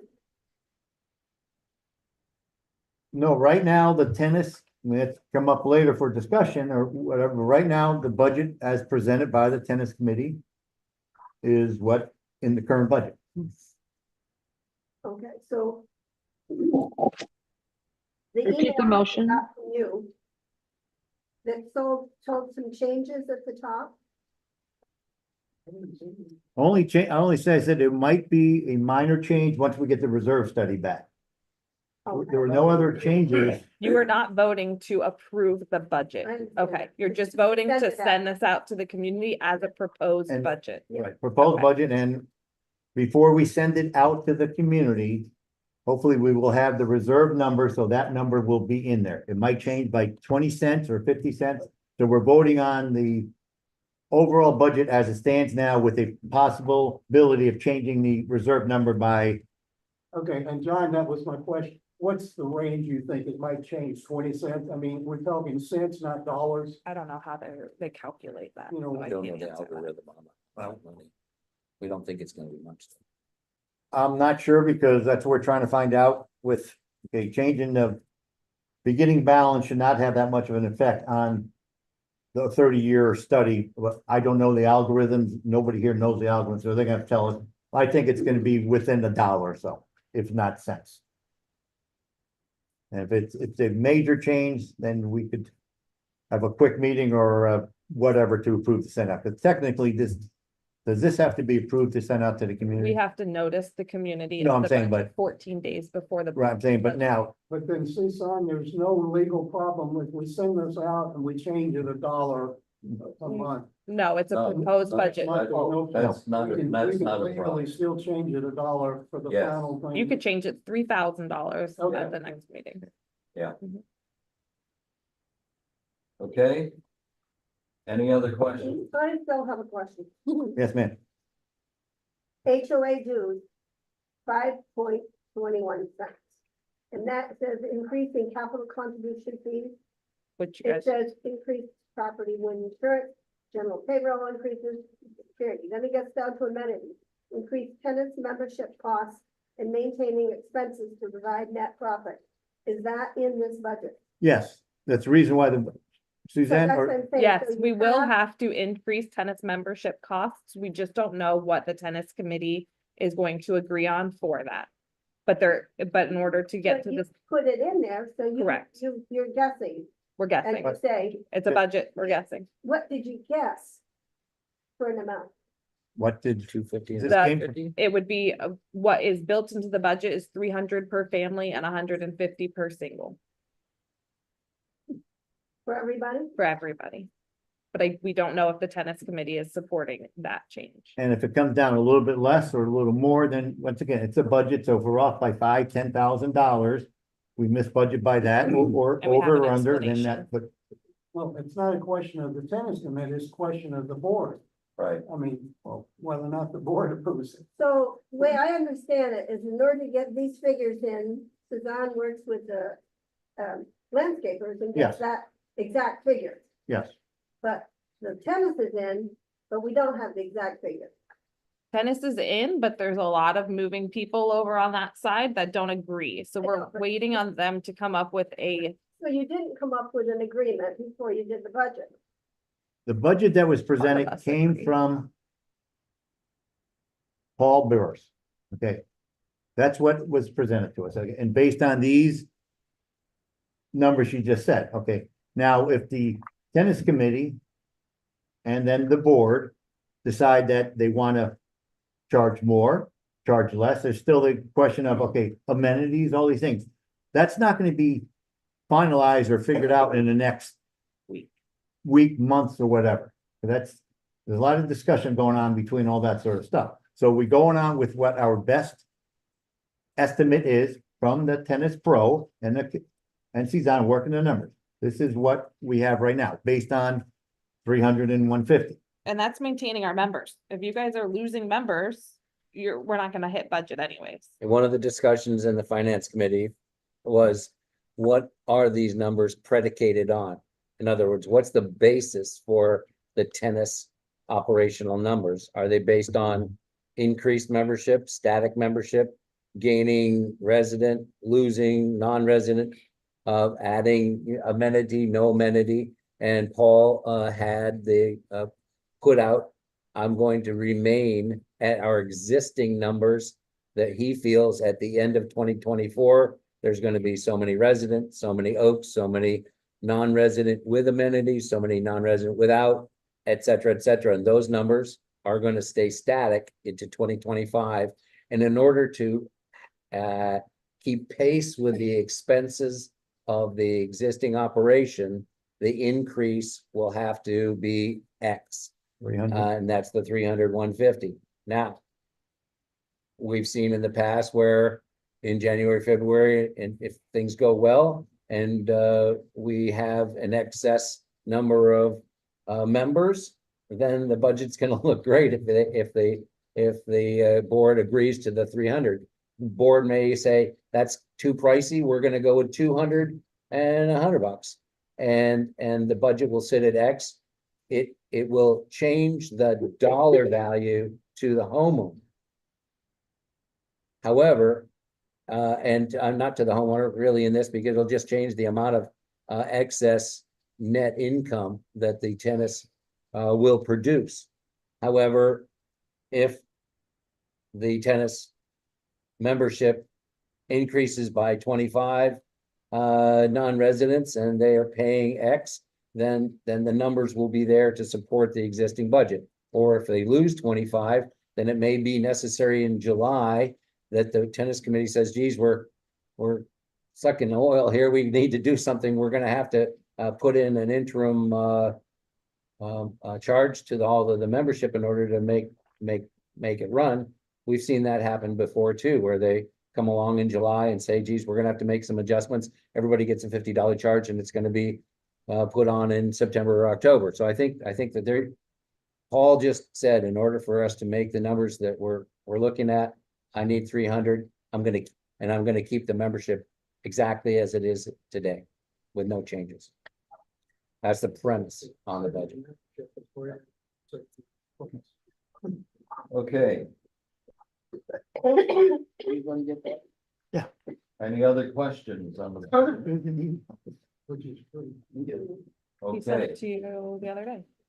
all Yeah, right, that's part of it.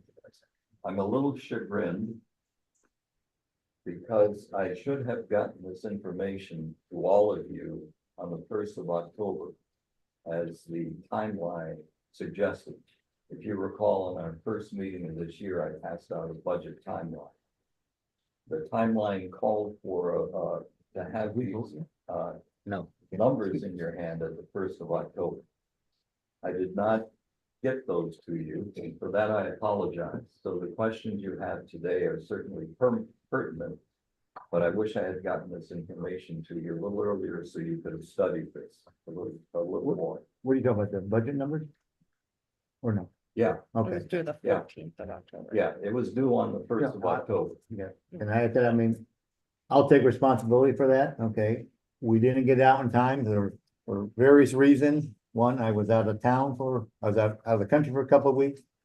I had to go back east for a funeral, and as we know, she's done a great job. Oh, don't blame me. I've been working my. Yeah, You're off. It's all her fault. No, it's just part of it. It's not as easy to get together, you know. I didn't even have a maternity. we're gonna cut your pay. So anyway, so that's why I wasn't out as early as I should I have. share that responsibility, so we'll do a little better next year. Because we ran into this last year too, so. And I'm not having any more kids. Not allowed any more kids. We're Okay. good.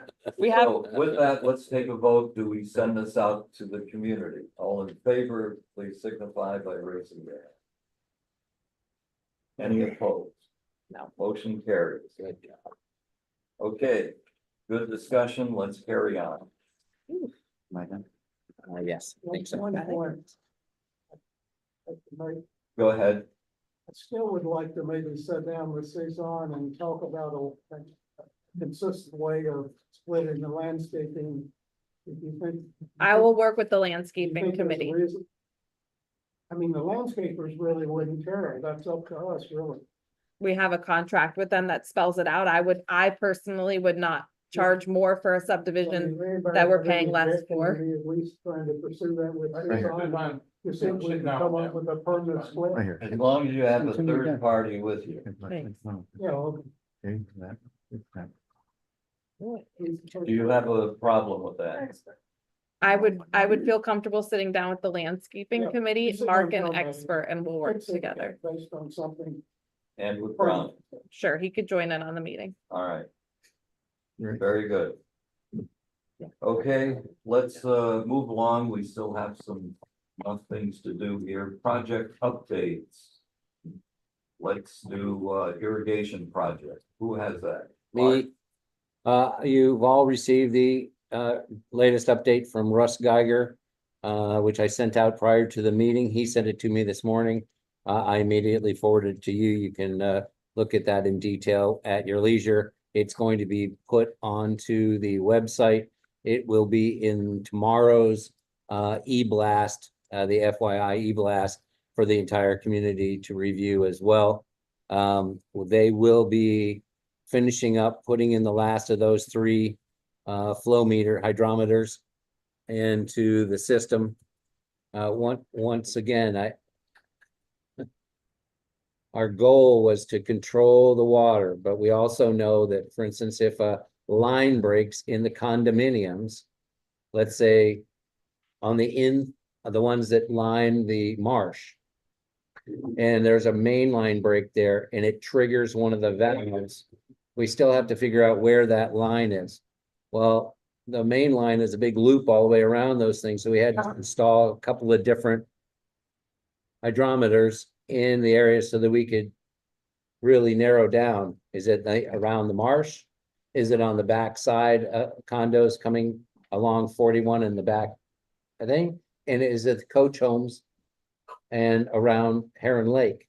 So that we could really narrow down areas that were having problems with the irrigation system. So once he gets all of those in, we'll be getting the final billing, which we'll review, have Russ go over it, and we should be done with the project at that point in time. One question, Mark. Mark? Yeah. You know, where the preserve is in Sanctuary Point on the east side, they still got the flags along there. Have they done that side? You know, we're talking about that section where the preserve on both sides, Yes, but on the east side, they've never taken the flags down. Have they done that? yes, I'll make sure that they take care of everything. Okay, I Yep. keep seeing the flags and never saw them working over there, so it might have been what they were doing when they cut the water line in the street. Right. Okay, pickleball courts. Let's hear from Cezanne and John Foyle. The asphalt, as you've seen, has been laid. The asphalt will need at least 45 days to cure. During this curing time, Fast Dry will be working on installing the concrete curb, the fences, net posts, and the new slab and the replacement for the shade structure. So we still anticipate the project to be ready by the new year, given we don't have any major storms. I have just a little bit more on that, is that I'm working with our current paver company to look at the installation of the pavers around the entrance to the existing shelter between courts 1 and 2, to make sure that that's done, because we had to remove the concrete path, and there's just 2 little sections of grass that were in horrible shape all the time. We want to remove all of that and put in pavers. And then we also looking at what the latest pickleball committee has asked for, the placement of the second shelter to have some form of a path to go up against the existing courts. And I'm going to also look at how to manage access to courts 1 and 2 from the backside along the maintenance fence, rather than having to walk across through the existing courts 3, 4, and 5. So I'll bring him in. Once I get all that information, I'll pass it on to the pickleball committee for their review. What's the next thing that happens and when will they do that? They're gonna work on the concrete work next, which would be the concrete Curb I and mean, is the, that gonna be Monday or Friday? within 4 weeks. I just keep worrying, Don't worry, I know, but. We're on nothing's schedule. happening. We That- get inquiries, we can say January, early January. yep, and I've been posting notice, Late December. I've been posting notices in, the pickleball, But the early pickleball, September would be better, but program. Today we did that. Yeah, pickleballers are understandably excited about this. I saw my friend Rick Philmora out there the other day watching the tarmac cure. So we'll look forward to late December. He did a very good job. Okay, let's move along to, well, Lynn, you want to give your report, then we'll go to community survey. I got landscape report too. Yeah, I want to save that for later. Okay. After a summer of stifling heat, minimal activities due to heat and rain, and followed by 2 hurricanes, we say we are looking forward to a season of cooler weather and lots of new events and activities. We did enjoy our Friday night dining, holiday barbecues, and some just for fun on Saturdays or Sundays with entertainment at the pool, the book club, the cabana, and the walking room. Monday, October 21st was our first day of participating in the Legacy Fun event at Zeppi's Pizza and Italian Restaurant, which is in the next strip mall on the right going north. They have joined with Sterling Oaks to donate 10% of their sales from Sterling Oaks members and their guests who dine in or take out on certain Mondays of the month. This includes all tennis and social members and their guests. This includes lunch and dinner. We thank them for this opportunity. The dates are on the website. There are quite a few Mondays, but we blocked out the Mondays that we're having a concert here or a big event here. Looking ahead, October 25th, Friday dining, that's tomorrow night, with music by Jason DeSimone. November 8th, Veterans Day barbecue at the pool, entertainment by Larry Roberts. All veterans will receive a complimentary dinner. Today honoring our vets. November 12th, book club at 1 o'clock. The book is Frozen River by Ariel Lawhorn. November 12th, tennis welcome back party, round robin, 3 to 4:30. Also on the 12th, at night, the welcome back party on the lawn. New entertainers, the Danny Masters Band, will provide music for dancers and toe tappers. Technical flyers and the website for food details. Come join in the meet and greet new and old members, friends get together. November 15th, tennis exhibition on court 1. Top area tennis players and pros will compete. The match is open to all residents and members. November 15th, Friday dining at the club, entertainment by Travis Durbin. November 17th, girls' night out, will visit a private home in Pelican Marsh to view orchid gardens and build their own topiary. The maximum number is 20 people and the cost is $10. Ladies are urged to carpool and space at the home is limited. November 16th and 17th, Saturday and Sunday, Sterling Oaks community-wide garage sale days. Sellers dig out, pull out, and put out all that stuff we do not want or like anymore. Buyers be on the lookout for bargains, other people's stuff, and hidden Picassos. November 18th, Medicare Mary will be at our club to assist anyone looking for information about Medicare plans, what fits your needs and benefits you the best. She has saved many of our residents a lot of money over the years. Bring your current Medicare info when you come, 11 o'clock a.m. and please RSVP. Cards and games are in the multi-purpose room.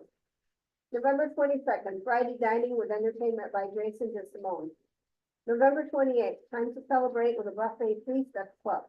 No wrestling with a 25-pound bird or doing a ton of pots and pans that you will definitely use to make that big dinner. 2 more things to be grateful for. The Antique Roadshow will be rescheduled sometime during season. More details later. Reciprocals end October 3rd. November 8th, the dining room is closed. All cards and games are in the multi-purpose room. All club dining in and out is available curb service. Water aerobics at 10 o'clock a.m. Monday through Saturday, Chair yoga at 1 o'clock on Tuesdays in multi-purpose room, cost is $10. Cabana is now open Tuesday through Sunday, 11 to 4. A reminder to get the Sterling Oaks app. It is a great way to make reservations, look up phone numbers, read boards, and chat session minutes, check your club bill, find all the forms you would ever need, look up events, and too many items to mention. In addition, we have a new brochure available with all the events currently booked, including tennis, bocce, and pickleball information. Thank you to the communication staff, and especially Suzanne, for such a professional paper and digital production. Now that season is beginning, a reminder that indoor events have a maximum number due to our fire code. There is no way that all of Sterling Oaks could ever attend. So make your reservation early. Nicole does everything in her power to get people who are on the wait list in. Weekends we'll be visiting the pool, holidays in particular, and families have guests and friends visiting are particularly crowded. Parking is at a premium.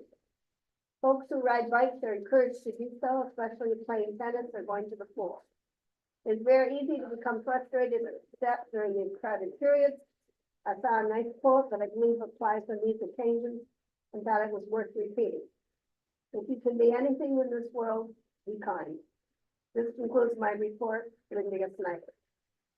Okay, thank you. And any questions of Linda? If not, we'll move into the community surveys. And let's see. We have them in the packet. Surveys, including the email, it's not in the packet. That's correct. Mark sent them out yesterday via email. They're in the email, they're not in the. Well, can you get copies? You got an email.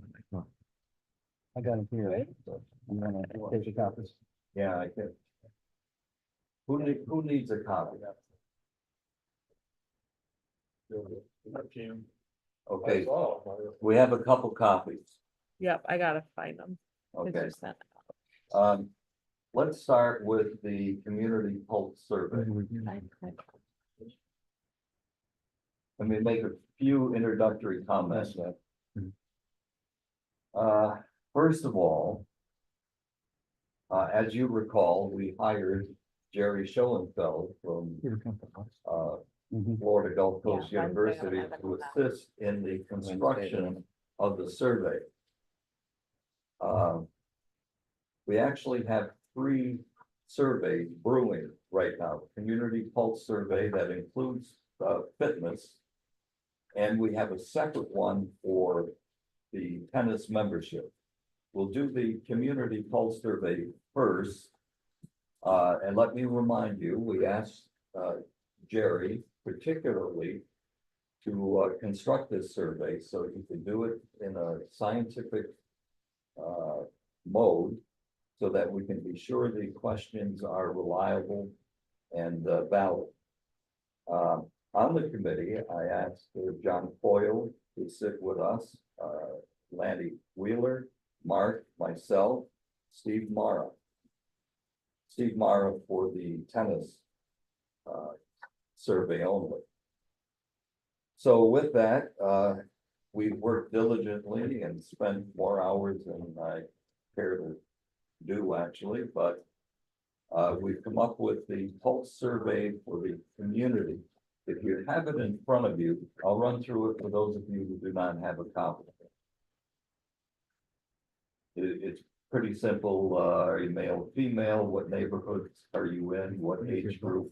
How many years have you owned? Average, how many months of the year have you lived at Sterling Oaks? Communications, we asked that because that was one of the low scale indicators on the strategic plan. So it was important for us as a board to know how are we doing since that strategic plan came back. So there are sections in there on that. If you have it in front of you, if you have questions, now's the time to raise it. Can I ask a question? Yes, So on the pulse survey, did he pick low rated sections from the resident survey and built them into here to see how we're doing, like what's the pulse now? Is that what I'm Yes. hearing from you? Okay, Yes, but Thank you. particularly with communications, because we as a board was rated low in that area, so we wanted to know how are we doing now? The other Okay. areas that were rated quite highly, we felt there's no need to burden the community with more of the same. So again, this is a pulse survey. How are we doing? Thank you. Then you've seen the fitness center area. And that one talks about, do you use the clubhouse fitness center? How frequently? If the fitness center was improved, would you likely increase your use? And then please indicate your level of satisfaction with the following aspects of your current fitness center experience. Then it has 10 sections here, ranging from I don't use, not applicable, to very dissatisfied to very satisfied, a typical Likert scale. Here's an interesting one. We have the funds to replace the current cardio equipment in 2026 and strength equipment in 2029. Would you be supportive of early replacement of the current fitness equipment requiring extra funds up to $90,000 prior to 2026? Very tricky wording on this thing. So, and that's where Jerry Schoenfeld really shines. So it's very helpful. If you utilize a fitness room to a greater extent, is it if it offered new equipment? Yes or no, maybe.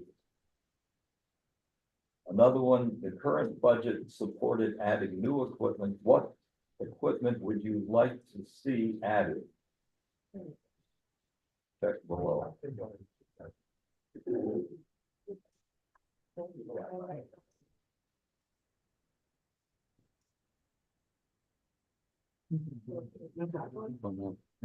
If feasible within the current budgeting, would you be supportive of having the fitness room expanded into other areas of the current lower clubhouse space? I.e. add another space to stretch or do weightlifting, add more equipment? Yes, no, maybe. Would you be supportive of the board exploring the potential to expand the fitness center beyond the current clubhouse footprint space by hiring an architect to conduct an analysis of feasibility and costs? Yes, no, maybe. Do you currently use the sauna? Yes. Does the sauna meet your needs? If the sauna does not meet your needs, what changes would you like to see for the sauna? Is it important to you that the club have a sauna? I think that's an important question for this board to answer. Would it be acceptable to you to repurpose the sauna space to become additional space for the fitness center? That's going to be a major question for this board down the road, again, depending on how the survey responded, what they tell us. Would you use outside fitness safe? Do you all have copies of this in front of you now? Yes. Okay, so I don't have to read it all to you. May I ask a question or make a comment? Please do. Particularly on the fitness survey, because it's something I've been working on. I don't understand, and I respect Jerry's work and his expertise, but if somebody could explain to me what the purpose of a maybe answer would be without an explanation.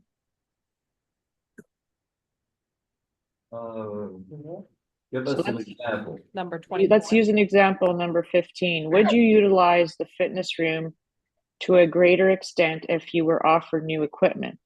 Yes, no, maybe. And if somebody answered maybe, wouldn't I want to know why? What would be the influence to get them to use the fitness room? Yeah, that's a good point.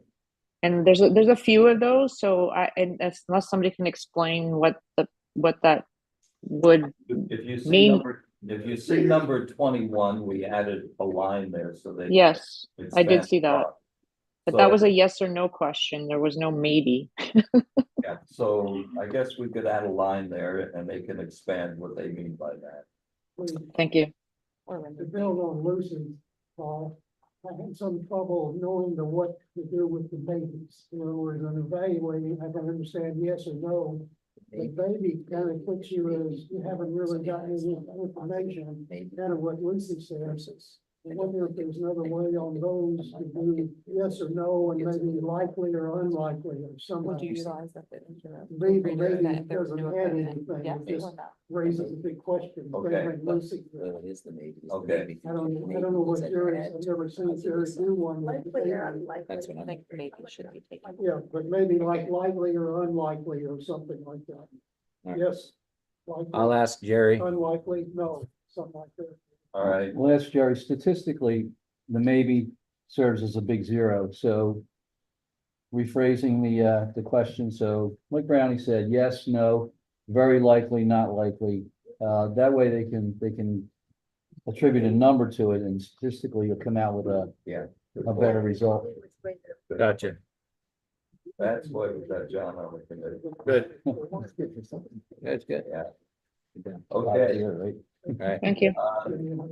That's right, depends. All right. So you see, we asked a lot about, the fitness here, and this board will wrestle with the question of the sauna down there too. The thinking is, it's a significant enough amount of space. It's a costly little endeavor to keep that going. And the question is, should we repurpose the use of that area? That's going to be the question out there. The sense is that very, very few people use it. And it's expensive enough to keep running. How many people? do Can you- can I offer some background here Yeah, because no. my team has been working on this? Sure, go ahead. Okay, so we took a couple different pokes at this. One, the first thing we did is we took the resident survey and we looked at all the feedback that was that was attached to the fitness center or to fitness amenities. And then we built in and explored questions and solutions for some of those.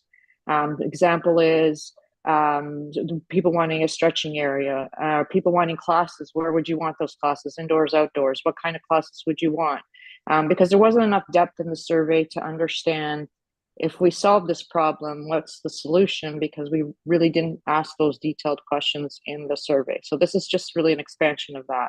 And then to the earlier point there by Paul is anyone who uses the center for all intents and purposes says, I would change nothing. So if you would change nothing, who is saying change something? So the question of would you use it is really important. If we did this, would you use it? Because it'd be sad to spend a whole bunch of money and then really we have not a better user experience. It's kind of the same and we just numbed a few people. So that's kind of the background around that. So my committee formulated a lot of these questions, not as elaborate as the team did. We gave the context and they put the nice words around it. So this really came from the residents, for all intents and purposes, who responded to the survey. So we may do nothing. Yeah, like you say, this will be the answer when it comes back. Yep. And that background, whoever thought of that to say, you know, if we don't replace the equipment till it's intended to be replaced is a really value add question. Because I think most people would say, well, I'm not going to buy a new car unless I really need one. So why would I ask, you know, the club to spend more money when it's coming up anyway? So thank you for whoever added that one. Last question is AFC, and you'll notice, Rick, that we included that one. Yes. Lucy just brought up a question that I think might be a useful question. Do you belong to any outside fitness club? it'd be interesting to know how many members we have that maybe use an outside fitness club. Just. Might be none, it might be, I think that was What do you on, think? on What's the there number? originally, wasn't it? And I we, think there are some people that do use outside fitness. Oh, yeah. You know, What would that give us? yeah, I think it was on there originally, but we said, how would that help us? Yeah, we had one person who is on our committee who doesn't even use the fitness center because it doesn't have what he would use. And his explanation was, you would never give me what I need because this is a HOA, this is not a gym. So anybody who really has an outside membership has it for a reason. And I suspect we would never build in what they would want. And I think Mark's alluded to this before. We're not a gym per se. We're just offering an amenity. looking at it from the standpoint of their potential people to use it, I think it would just be good to know. And by the way, I don't really know, nearly all Medicare Advantage plans include free memberships in clubs. So there could be a number of them that might be doing that. I don't know if you're aware of, you're probably not old enough, Lucy. But nearly every Medicare Advantage plan does give you a free membership to some. A Did you number know of that? clubs. You're Medicare. I'm retired. I am You're not 65, though. Okay. No. He's Canadian. Let's carry on. I have other benefits. I think So- your question, sorry, I apologize. The question that you asked, Brownie, will come out in some of these other, the answer to those questions. If they don't use it now, they'll say what would motivate them to come. So even if they don't use it or they're a member somewhere else, they will respond to what would motivate them to come through these questions. So I don't think the number of people who you don't use, who have memberships outside is really not a value add. So Lucy, are you happy with this survey? Yes, I am. Thank you very much. You had sufficient input. Next. Yep. Very good. Next. Any questions on the? And just, sorry, again, thanks to Cezanne, she provided a whole bunch of statistics which helped us get to this point. So I do want to a shout out to Cezanne because it wasn't fun work. So thank you for that. You're welcome. Okay, For the minutes, am I putting that you're distributing this? yes. And the intent now is for this to go out first week of October, November? I'm sorry, November, and have it back the second week of November, the end of the second week of November. That's the intent. We will get the communications committee involved to the extent that they should. Another question for all of you today is, when will you hold your chat session? And we as a board have committed to at least 2 during the course of the year. I'm thinking, and the committee is thinking, that would be a good time for a chat session when the surveys come back. Many chat sessions are already scheduled, as I sent an email out to the board Okay. a few weeks ago to schedule chat sessions in November. So a handful of them have already been. Good, right on the ball. I asked Mark a question about the survey. Who could vote? Who could fill out the survey? So it has to be each individual who's an owner. Now, people who share emails, that could lead to people filling that in who probably aren't owners. So what do you think? Well, I think all the surveys that we've sent out in the past, we've sent them to all of the emails that are on record that we have from the database. I don't know whether or not past surveys that we've done have been diluted by live-in boyfriend, girlfriends, sister, brothers or not, who have the same email as the individual who's the homeowner. I don't know if that's happened. I don't know if you would have Don't to, look at me, Jerry. I mean, that's Jerry handles that. I mean, we're gonna send the database of those specific 736 homeowners with their email addresses, what they have on file. Some homes have one, some homes have two.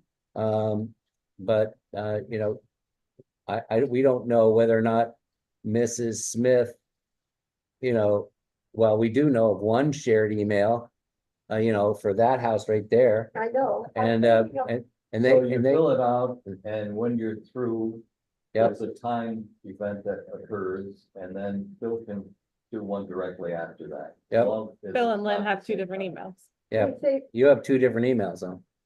he never uses it, he doesn't read it. Well, it's a good So- starting point. My point is this. You can tell them what to do. As usual. Said that. No, No, I Oh, didn't. okay. No, my point was this, is that there's a tennis one, he's gonna fill that one out. But when it comes to the other one, that's for both of us, right? Yes. Okay. Is there one for family or can we both, No, it's husband and wife you send? both, because you Okay. both have different. I opinions. agree, I just was wondering. Yeah, But I think we should make that clear to people. I think he'll put that in his preamble when he sends it out. If you have your own separate email, like where do you put it, just in your profile? Or on the If he's directory? doing this through Survey Monkey, I'm not exactly sure the link he uses. Survey Monkey, I think, can gather some data without you knowing. But we can give Jerry the tennis memberships emails, which would be, Jerry never sends it out, I send it out. I mean, so. but we'll get that. It fills because he's a tennis member. He's had a. Yeah, so I'm just saying, you know, there's He should have. people who Move on, move on. Okay, can fill out one but not the other. okay. Any other questions on the general survey? Let's do the tennis program survey. There's, as you know, much consternation going on in the tennis environment. The tennis committee had a number of questions that they wanted to do a survey on with the membership. And you recall at the last board meeting, we talked about, yes, we will do that for non-resident members and as well as resident members, and we'll distinguish one from the other. So we took all the questions submitted by the tennis committee and we put them in the form of a survey. Now, let me remind you again, the people on this committee, John Coyle, we invited Steve Mara on the committee, Mark, Lanny Wheeler, myself, and Schoenfeld. Now, our job was to make sure that the questions are answerable. And you recall the discussion we just had about maybe and how we present that sort of thing. So that was our job, to make sure these questions came through and didn't appear to be a character assassination or a popularity contest one way or the other. So we had to sort all that out. So it was very objective. And that was the main purpose of the committee, to make sure that, number one, the tennis committee got their questions put forward and answered, and that we get a good representation of how the tennis membership feels. And will it impact on Paul Barris and his program? Sure it will, but obviously it will. We'll say, the results will say, make some changes, or it will say you're doing a fantastic job, keep doing what you're doing. My guess is it'll be a combination of the two. So as we put this together, you have it in front of you. First page is pretty basic stuff. So going to the second page. Please indicate your level of satisfaction following aspects of your tennis experience. So we were very careful in this wording not to get personal, because we've got a lot of people working in the tennis pro shop and on the grounds and wherever else. So overall quality of tennis, competitive events, social events, Chelsea, how do you feel about all this stuff? And it's again in a Likert scale. And you can see the listings here going from events to the actual physical nature of the courts, to the pro shop hours, and the value of the tennis program compared to the fees paid. The tennis committee had a clear way of listing this, but, this is the value of, Jerry Schoenfeld as he helped put this together. So moving on, please indicate your level of satisfaction with the following aspects of your tennis staff. The friendliness, frequency of your interaction with the tennis director, your interactions with tennis director, your interactions with the pro shop staff, helpfulness of tennis pro shop staff when looking for a match, frequency that the tennis pro shop staff greets you and introduces themselves when interacting either in person or by phone. We went through that with office staff here last year, if you recall. Promotion of events and other tennis functions, overall communications of the tennis pro shop, Monday e-blast, project updates, etc. Overall satisfaction with the pro shop and the director. Do you have an expectation of the tennis director being visible, walking the courts and interacting with members during open play? Do you have expectations of the director being more visible? No, does that say expectation? That means I expect it, say if it's happening or not? I don't get that question. It's my expectation that that would happen, but does it happen? I think those are two different questions. So I'm a little confused by that. Good point. My expectation doesn't mean it's happening or not happening. Right. No, but by You quantifying that, you're actually saying.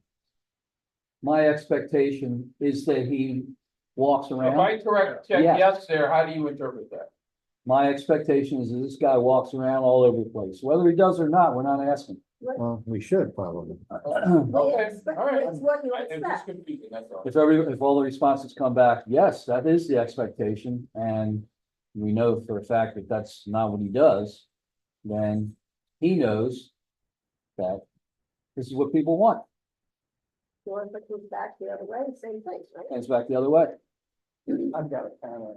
You can't really make a Likert scale, from that question. Like, I really want him to, I don't care, who cares? What's in it? Do you want, should we make some of those Likert scale versus that? Or, I would just say to Jerry that that's a question that, Well, it that's is, all you're acting, if it's my expectation, okay, but that's all you get. so Well, you're does that- saying does you want it quantifiable It would make more sense. to as me, opposed but, to, yeah. Isn't happening, I guess. as opposed to qualitative.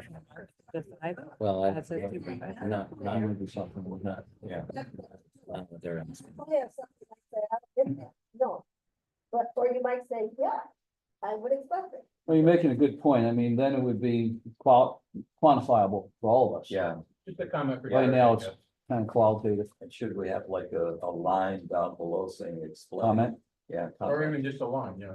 Yeah. All right, so on 8 and 9, would you like that to be more of a Likert scale or just have the comment line? Whatever Jerry, either that or a line that says, explain. Okay, I'll ask. Thank you. What would you explain? I Yes. expect it.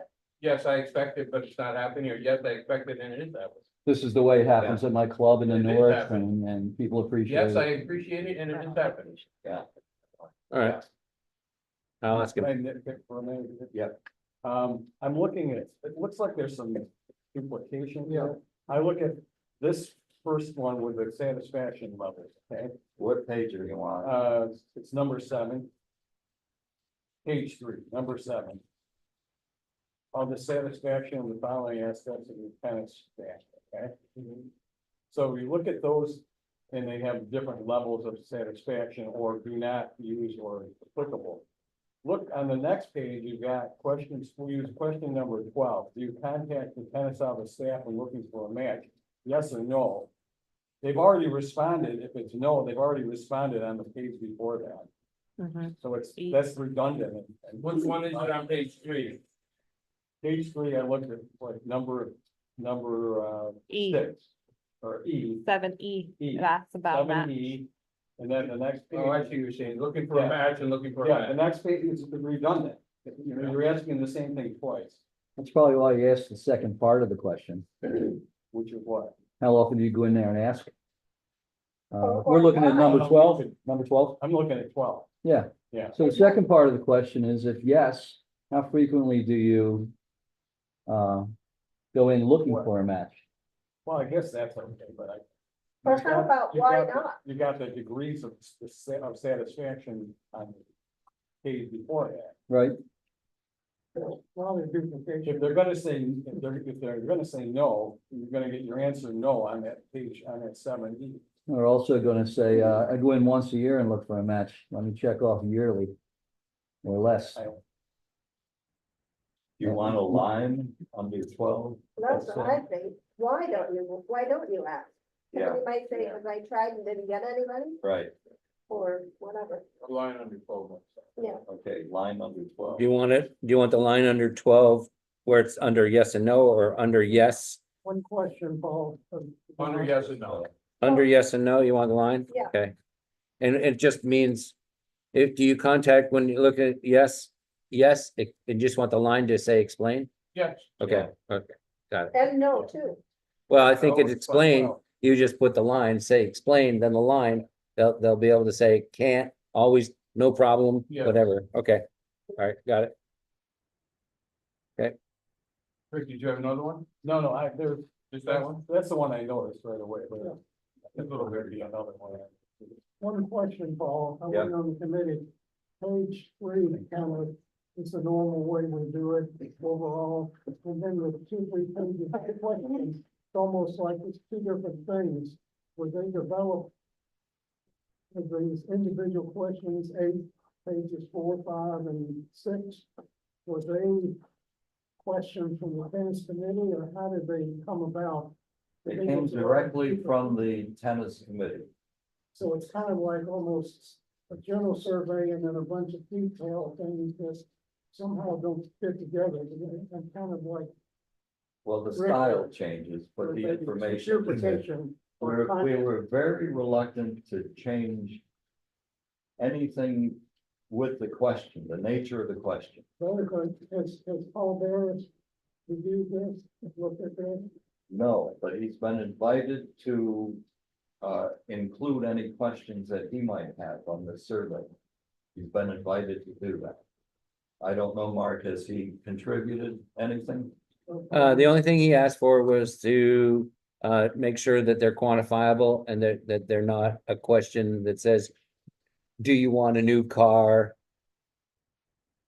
And then, of course I do, but it doesn't have anything to go with it, you know? He just wants to make sure that the questions are quantifiable, that they have, Specific question though, has Yeah. Paul seen this? yes, yes, yes. Okay.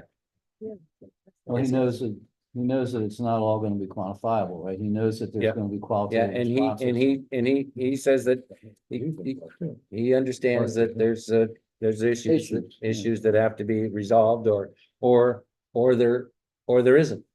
Depending on what the outcome of the survey actually comes through, because it, Mark. Yeah. Or Paul, on 14, I think you should have the same thing.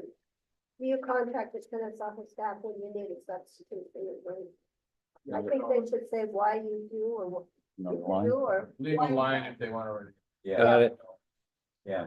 okay, Okay, Paul, I think 21, I there's think it should probably there's be some red letter in there. That was a question I think that was meant for the front page, are you male or you female? How often do you play? Do you play in the morning, afternoon, evening? I'm not sure it really needs to be there, but it was kind of one of those questions. Just in the gathering of information about the person filling out the survey. Yeah, that was we were stumped by this. Yeah, I think omitting it's okay too, if you want to put it in the, Well, first we'll page. leave it up to you. What do you want to do with it? I would just say omit it, it doesn't really Okay. matter if you want to play in the morning, afternoon or night, that doesn't really matter. Yeah. Right, and we didn't quite know where this was going. Yeah, I think we can just. Okay, take that out. Great. All right. On 24, oh, never mind. I answered my question. Yeah, that's kind of along the same line. Yeah. Yeah, and I'm not sure why they wanted this, but Oh, social events? no, 24, what time of, I think it's important for Paul to realize why people are not partaking in the round robins. Right, Are we right. booking them on the wrong dates? Are we booking them at the wrong times? I think they wanted 24 is Just wanna, the sign-ups for social events hasn't been that great. And part of the feeling was maybe the people weren't available, or they weren't offered at the right time. you're right, you're right, And I think it's an You're right. important question. yeah, you're right. I just wanted to make sure it said the check all that apply, so. Okay, Can I ask a question? yes, One of the comments that came up on my chat session was around the availability of pro shop staff. I guess there's times of the maybe evening when there's no one available. Should we be asking a question around? Is there someone from the pro shop that is available when you need them? And if not, I don't know, what's the time you're having issues with access? I think that that's kind of like the hours of operation, you know, of the.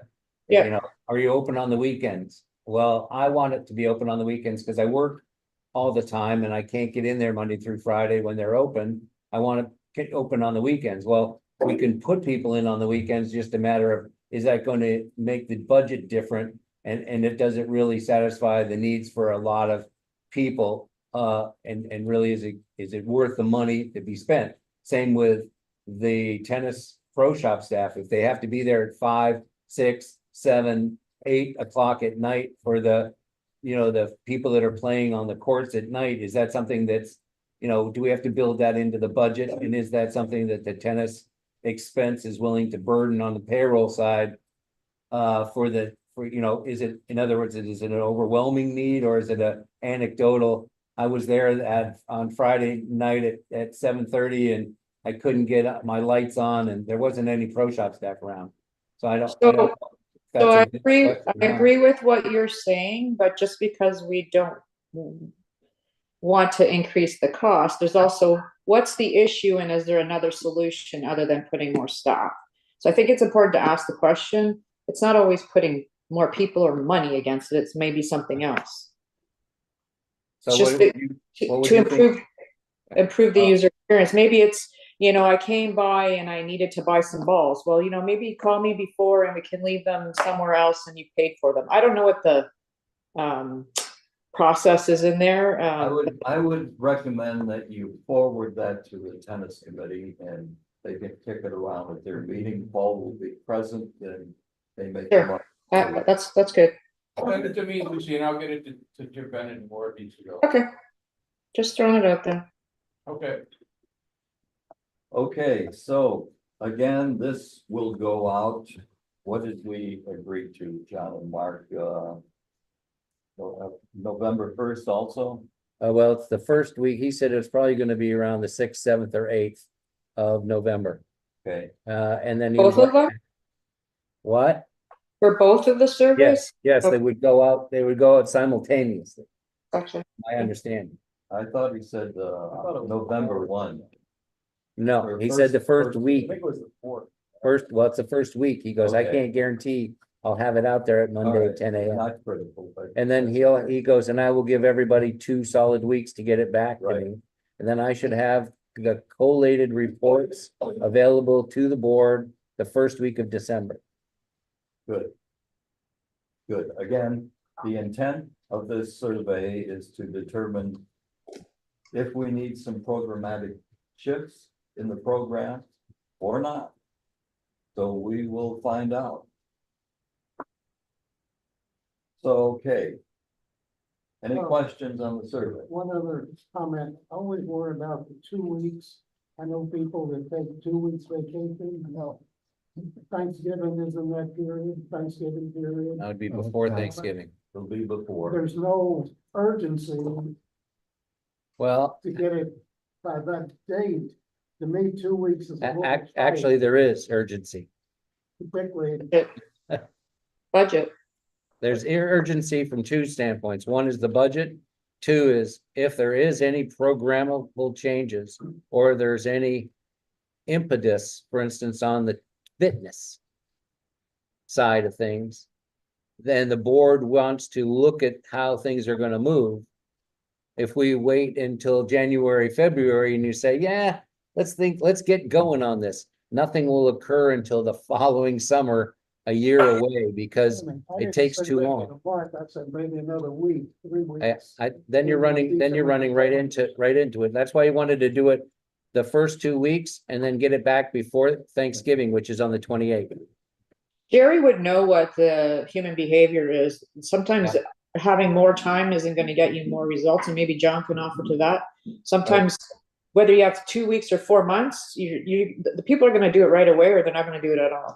Jerry did say that 2 weeks is the typical, usual, standardized. Yep. Time. Perfect. Survey. Anything beyond that, you get very. We're gonna push from our e-blasts and everything else to make sure that everybody understands to Yeah. keep it moving. Okay, we have a little more work to do, gang. Can we move along? Yes, please. Okay. Landscaping.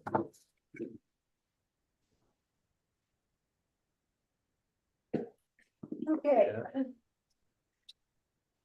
The committee had a field trip last week to review the dozen areas of new community landscape planted this year, as well as the hurricane damage.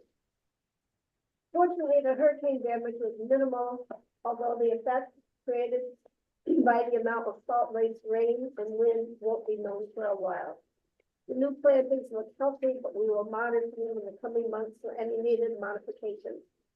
The committee is pleased with the changes and refreshing for this budget period, except for a few minor tweaks. They will hopefully be completed this year. Expert, the landscape company, has mostly cleaned up and removed any damaged tree limbs and shrubs. Big problem. There is an invasion of bamboo along Sterling Oaks Drive. To date, 6 different bamboo trees have been removed from the hedge line. They are creeping into the HOA property from a private home. We have asked expert for a quote on the barrier, that we won't have to continually remove the bamboo, and depending on the solution, may be asking to ban homeowner planting of this tree in the future. The problem is the bamboo there's 2 types of bamboo. There's the type that's called clump, but it grows straight up and wide and out. But the worst kind is the one that's has the runners. They're called running bamboo. And those runners they'll go wherever they want to go. And they take over. And you can't kill them. You cannot get rid of that bamboo.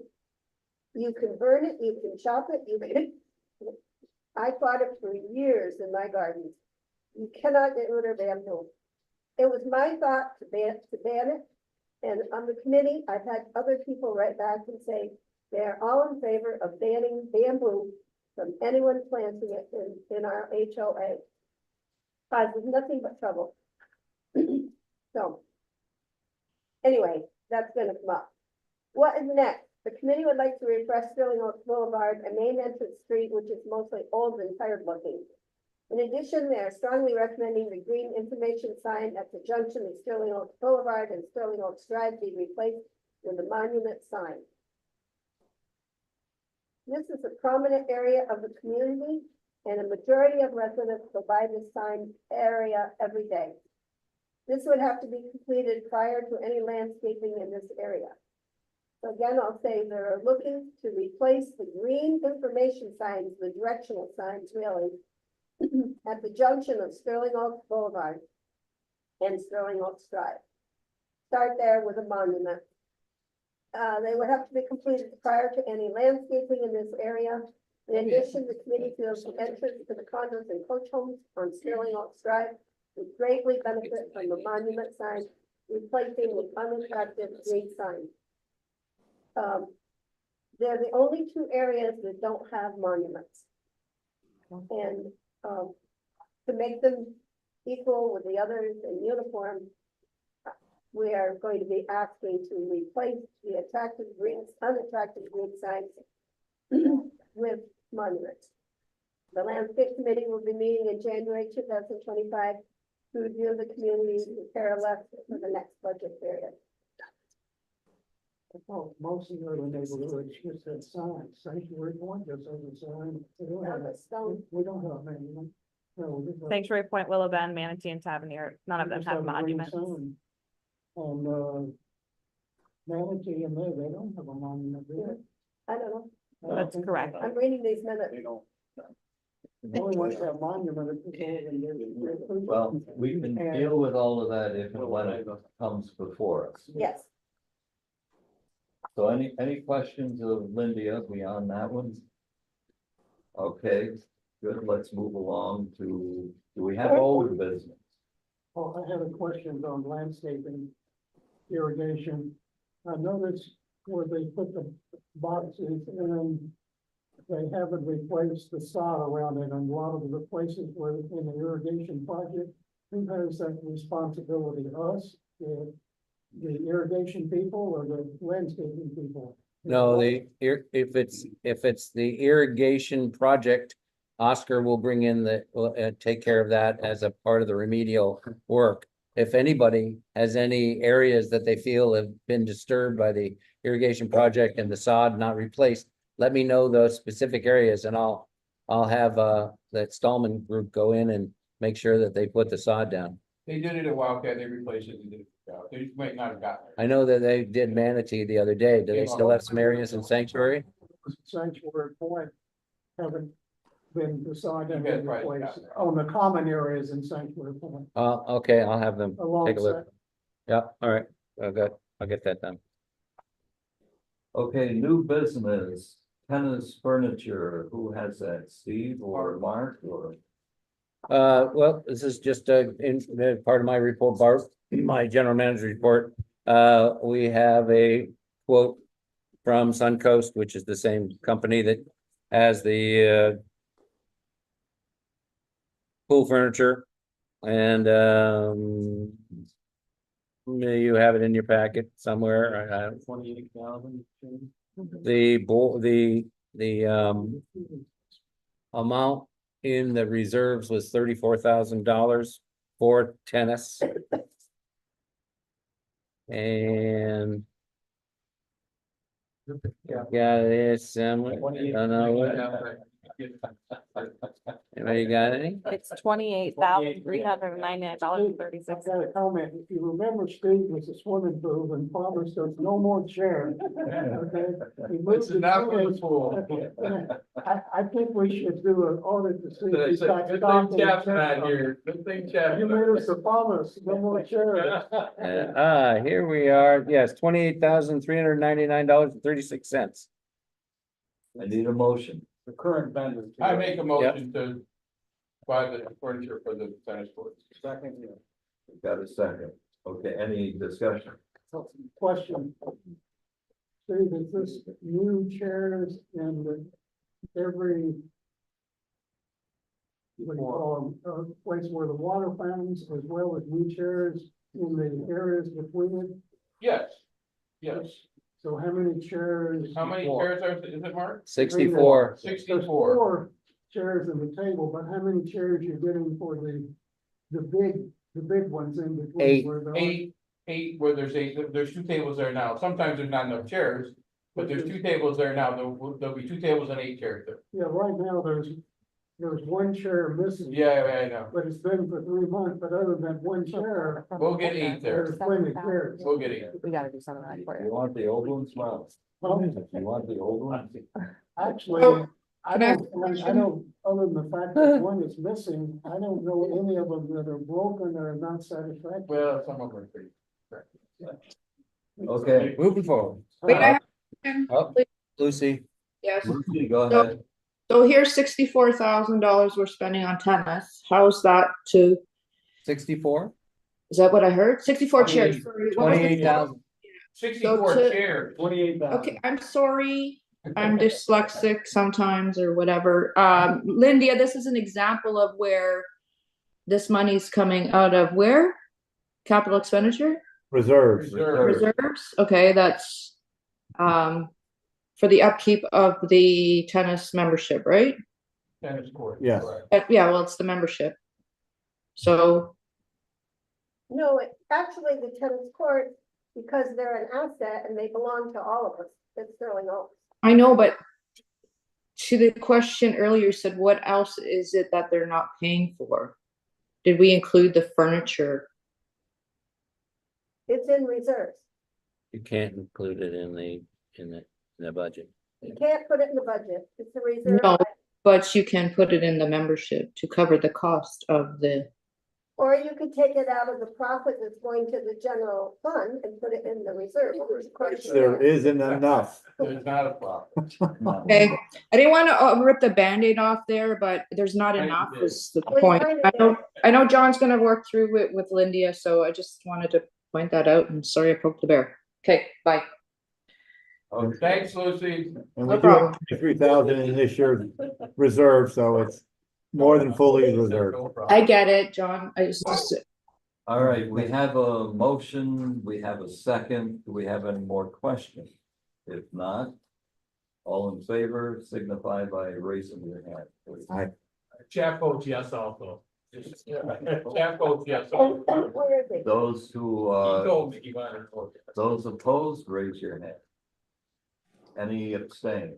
I'm gonna say, Okay, you have all of that? I don't think you can. I don't Motion think. it's carries. enough. Yeah, you can't abstain. I can't abstain. Fitness at the AC. Oh, right, we're at the very end here. Okay, so, one question. I don't have the thing, what basically describe these, are they metal? Same chairs that are at the pool, the new chairs at the The pool. wicker. no, No. Wait, they're these are aluminum with a sling. They are the same, fabric, aluminum and fabric, but they're different color. They're, anyways, yeah. aluminum and fabric, same ones that are at the pool. My experience with, the reason I asked that, those experience with those white chairs at the tennis, it tended to last better than the food chairs that we had before, and that's why I was. These are the Okay, ones. Mark, Yeah, so as a long time ago, as Lanny was here in the very beginning, remember we had a lot of problems with the AC down and complaints about the fitness, the CO2 monitors. During COVID, it was on and on. It's taken me this long to finally get these quotes to try to revamp that system down there. It's expensive and it's a capital project. It'll probably be added to the fitness center asset as far as its the AC that's down there. That's a 12.5 ton air conditioning unit, which is twice the size of the unit that's actually necessary for the space that it cools.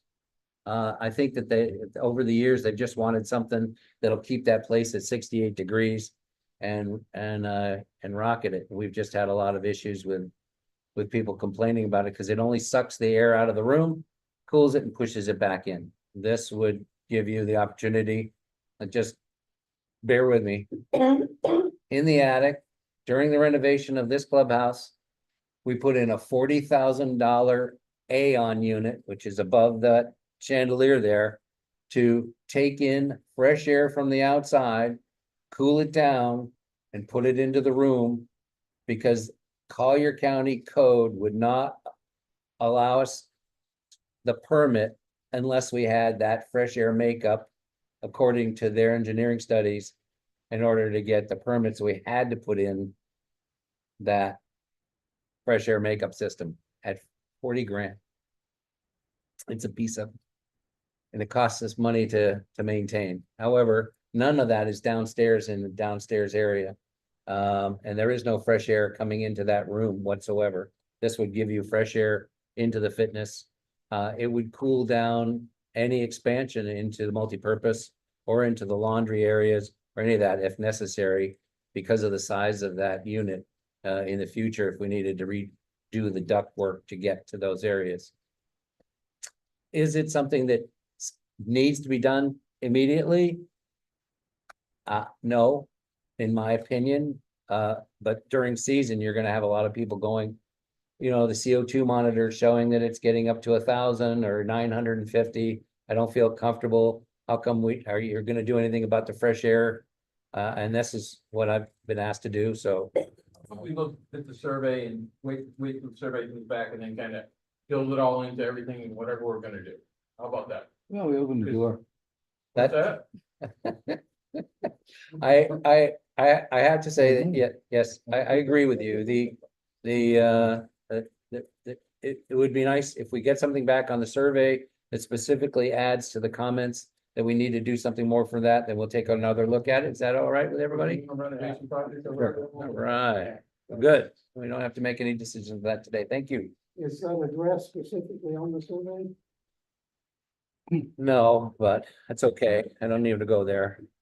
Maybe I'll add that to the survey. You want fresh air? Of course you do. Well, if we don't work there, then. Like, Well, I would bow to Lucy on that issue. Was there a question about the fresh air? Is that, should we Yeah. add? No. Yeah. your committee- Because that I'll would- tell you why. Because if you ask the question, what would motivate you to use it? And if somebody says, I would like it to be cooler, then we'll deal with it then. But nobody other than two people that I know of complain about the air in there. And Mark, I think I'm right on that one, because you hear all the complaints. And they both have moved out of the community. That's true. Yeah, Yeah, one is all leaving, of that is so- true. But, Who's the second? She already moved. Oh, let's think about if we're going to put something into this fitness area. Now's the time to do it properly. If that's. No, enough- I agree with that, Paul, but I don't think we have to ask If the it's in it. question. I think we address it at the same time. That we're doing anything to the fitness area. That's all I'm saying. It's a responsible thing to do, but I don't think we have to ask the question. Okay. That's my thought, not anybody else. But I will Yeah. beg the board Did they to do that? What? consider that down the road. Maybe a little bit costly, but it's worthwhile. Yeah. It makes sense with a lot of heavy breathing, with a lot of people in a small contained area. You don't know? And You're the one. and keep in mind, we almost spent $10,000 to $15,000 on coffee up here for everything, so let's put it in perspective. Yep. all right. Hey,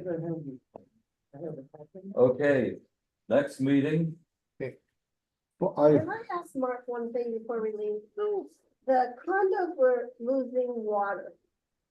Drinkable water, potable water. before you go there, did we have a motion on the table? No. no, Okay, go ahead. losing Did you it, find the leak? there was no leak. No. Nope, I had them. Well, I ran around to all the condos looking for leaks. No, what that is they've checked the valve, they've checked that 8-inch valve. And what they've determined is that condominium coach home users use water indiscriminately at their leisure. And because of the two massive increases that John described from Collier County, 17% and another of like 22% over the past year, the cost of the water has escalated enormously. I talked to a couple of people about why, and here's what they said was that the cost of hauling the sludge away from the wastewater treatment plant in Collier County on sewer charges, because they have to haul it out of state, I guess, to go to Alabama or some other place where they have to dump it, get rid of it. Well, I mean, it's one of those burning, hazardous burning facilities that the cost of hauling has created that increase to the sewer charges in the Collier County water bill. But no, they just think that there needs to be some save water, please, or your bills are gonna go up. You know, So, during the summer, I can't understand those bills anyway. There's hardly anybody there in the condo. I know. I don't get. their bill. they charge you a base charge regardless if you Yeah. use it or not. I know. So, All right, Paul, we good? Oh, wait, Oh, one, John's got one more? one question. We keep on kicking this down the road, okay, what are we doing about the increase in tennis membership? Okay, most memberships come due in January. Okay, if we keep on kicking this down the road, what are we will gonna have a do? recommendation from tennis committee's meeting next week. We've had Okay. some issues, people were All right, away, you wanna people make were out sure, of the but- country, we're meeting next week. They Okay, made a recommendation, $400 for 2 years.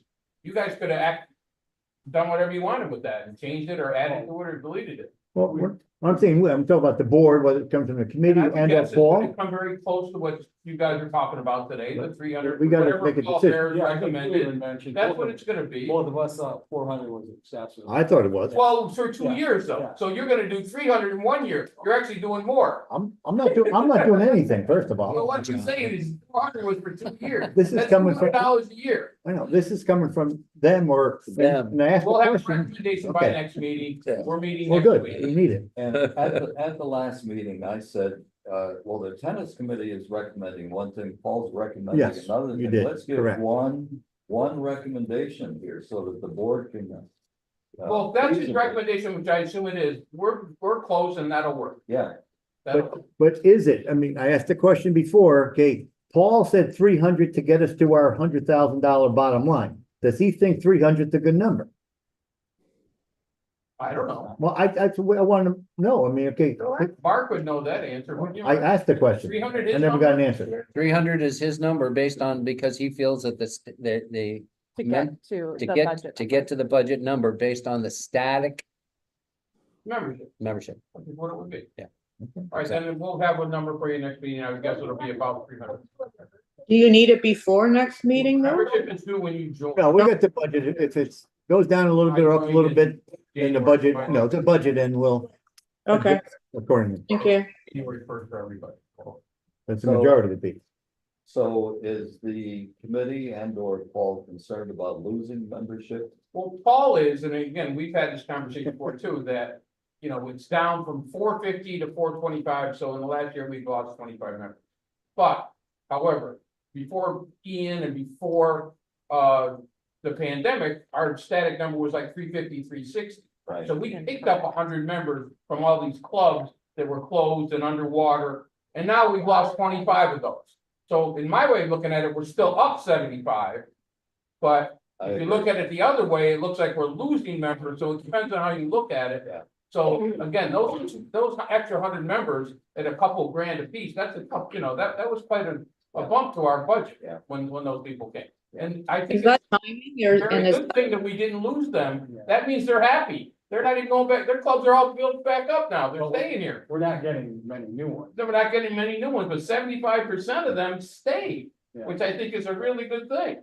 They were happy, they like it. But- They like it. But Rick, that could be an issue too. If you're not getting new members, how are you gonna keep the revenue that we need to Yeah, fund exactly. fund the Right. program? Well, and the second part of that, this is the part about for the amenities. you know, so I that totally has to agree. be factored into So it. this is- And that's all part of that discussion. When we make a recommendation, Okay. then the board We decides. can do that in the next meeting. Board decides Yeah, if that's they what want. we're doing. Yeah. All right, very Yes, good. I'm guessing the tennis committee will want to push back some amenities, that's what they said.